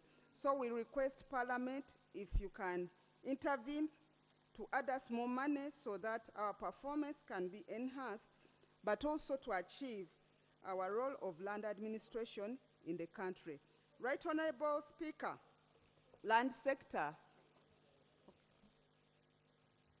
Thank you, Right Honorable Minister, for giving way. Dear members, currently, when you go to the districts, they contribute over 40% to the district treasury. But, for example, in my district, they have contributed over 240 millions to the district treasury of Chiboga. But for the last quarters, the department has never gotten any money to help them follow up with land surveys, and then also the committee responsible monitoring. The people who want leases have to be paid by the applicants. So I think the problem comes from the poor harmonization. When we are here as natural resources, land is outside our mandate. When we go to the local governments, land is under natural resources. So and when the natural resources gets the money, they over-focus on other issues of natural resources other than land. And that is what brings a lot of land disputes, especially in districts like Chiboga. That is the information I wanted to share. Thank you. Thank you, Honorable. Right Honorable Speaker and members, the land subcomponent is under natural resources, environment, and water. When it's under that program, the monies that are given to the subcomponent, they cannot even allow us to operate. As we speak now, the land subcomponent was given 27.7 billion, which is expected to run all land-related activities in the ministry. And we are saying, why can't you support us for the land subcomponent to be returned to the urbanization and housing subsector so that we can prioritize matters of land? Because matters of land, and we are looking at land as a factor of production, meaning that we need to look at land tenure security, but also to make it more productive and being in position to respond when called upon. Every other day when I come here at Parliament, I get petitions from members of Parliament who want me to go to their areas to handle either disputes or attend to boundary issues, but at times I'm constrained as a minister because I cannot facilitate my technical teams to go and open boundaries in respective areas. We cannot even go to sit and mediate in some of the cases raised by members of Parliament. So we are requesting, Right Honourable Speaker, to be looked into seriously and also help us to address the challenges we are getting, like under the Land Information Management System maintenance. We need some money running our EMZO offices. We are requiring also some funds. We are looking at affirmation of international borders and national borders. Not only international, but also national borders. Those are district boundaries, in most especially in Karamoja, Teso region, and other areas. But we don't have the funds. But you had the boundaries, you opened the boundaries of Tororo. Up to date, you've not taken an action. Right Honourable Speaker, we shall report accordingly. Then Right Honourable... Because I know you have a report. You went up to UK.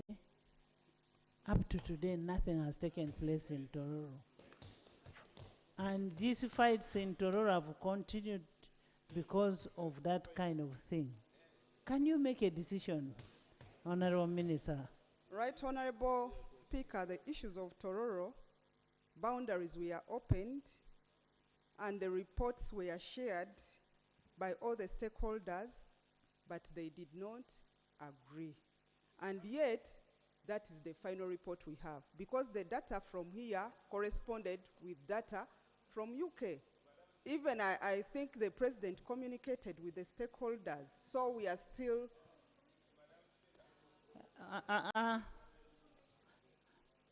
Yes, Honorable Minister Judith, we need to get time and discuss issues of Tororo. If these people want to be, we really need to discuss issues of Tororo, because the reports are there and everything is there. Our battles are suffering in that place.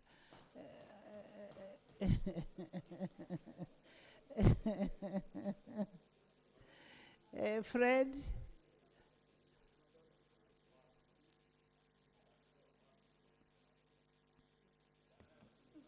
Thank you very much. Honorable Nabakova, as you leave, we are going to break off for 20-30 minutes for lunch. Everybody will have to come back to the house. And I'm marking all of you. We must finish the MPS tonight. We have 3 institutions left. As you leave, we are waiting for feedback on our Nambole. Thank you, Right Honorable Speaker. The report is going to be availed. I'm going to get in touch with the colleagues in Nambole. And my technical team is also on ground. I thank you, Right Honorable Speaker, and members once again. Thank you so much. Thank you.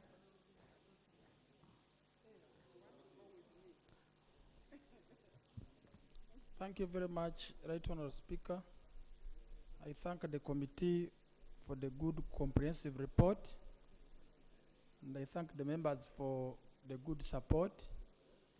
Right Honorable Speaker, it is true, without the good roads in this country, even transport becomes a problem and the cost of the goods goes high.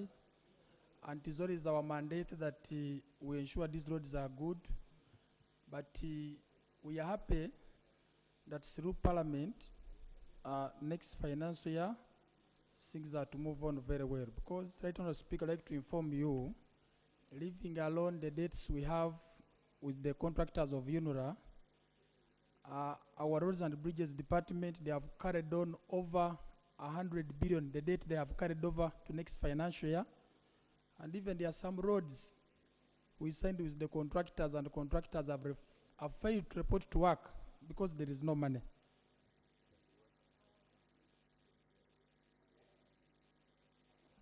And the contractors have refused to report to work, and the MPs keep on demanding.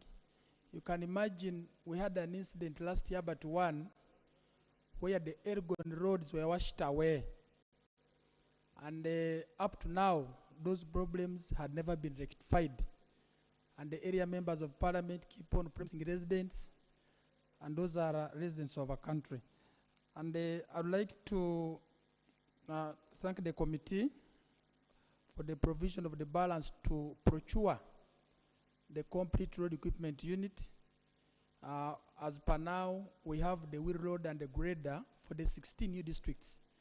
But yes, on 10th of May, we are giving them out because we have an option.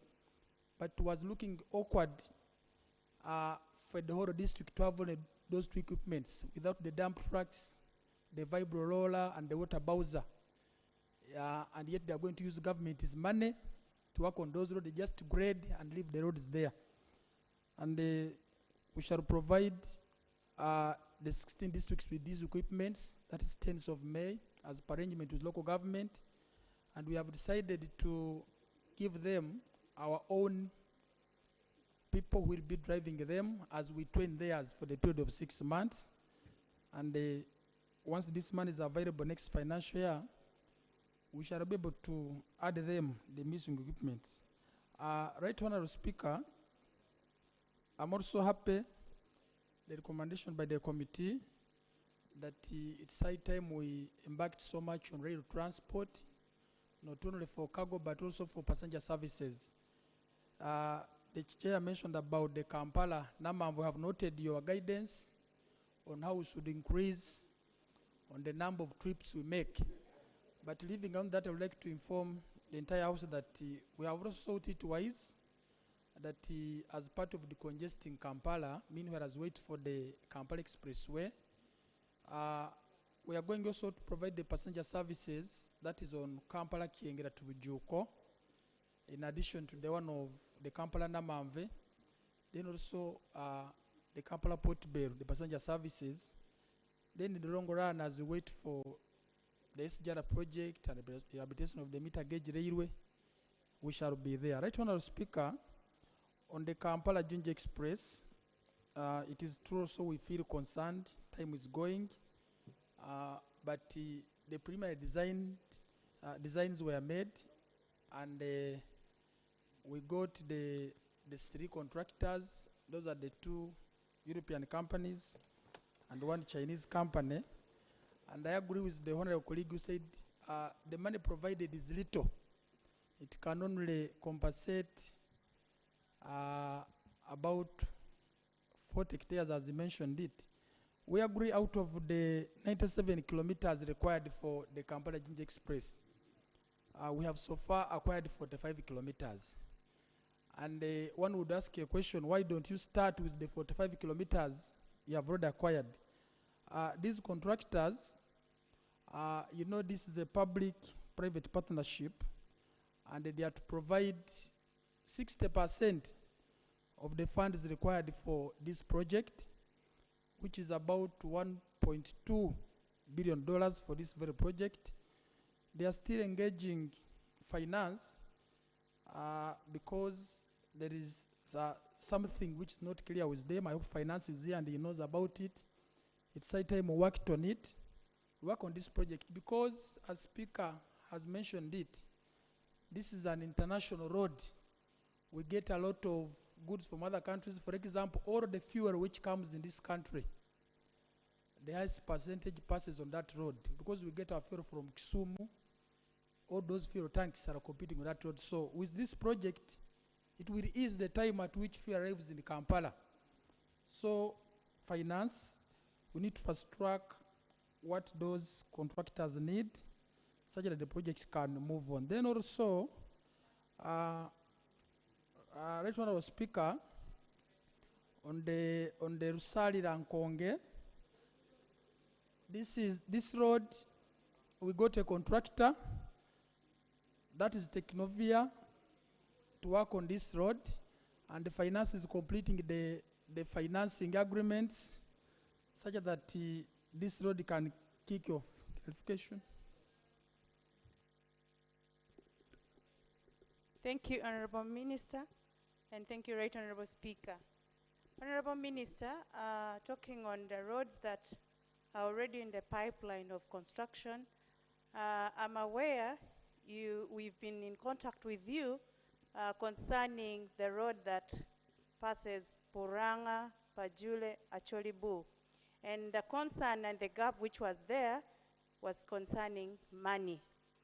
As you're requesting the Honourable Minister of Finance to give clarification on that of Jinja, I would also request that you give us clarification on that which is for Pajule, Puranga, Acholibu Road, because we are told the contractor is already there, but there's still gap in funding. So where have we reached, and when are we going to see this project kicked off? Thank you. Thank you very much, Right Honourable Speaker. As I come to that, Right Honourable Speaker, we know each of us, we need the tarmac roads, including me, in our areas. Because these roads, yes, because, yes. You know, honourable members, most of these things are because of delayed loan disbursement, because of PAP, the project affected persons, which they don't plan for it early enough, or even if they plan, the money comes late. That's one of the cause of the things. Like the road you are talking about. we looked at that road when I was in Kosase. It has been there for of a period of time. And the other reason is when you bring in contractors who do not do the work as required and within the time. Do you still have more to say, Fred? Right Honourable Speaker, thank you. Lastly, Right Honourable Speaker, let's first get from him. I'd like to inform my colleagues that we have, amidst the financial challenges we have a presidential directive. That's why you see most of the roads which were planned next financial year will not surface. That we should look at those roads which are linking us with the neighboring countries with the view that... Okay, start with the Jinja, Kampala. Yes, Kampala, Jinja, and Malaba, Busia. Yes, Right Honourable Speaker. Anyway, don't talk about that. When you start going into presidential directive. Okay, thank you very much, Right Honourable Speaker. Those are the comments which I got. Others we shall share with the committee. The chair, once again, we see that all the proposals you have brought in, they are catered for. Otherwise, we remain committed to working on the road network of this country to ensure they are motorable, because once they are motorable, they reduce on the accidents. And even the time at which you arrive at the planned destination.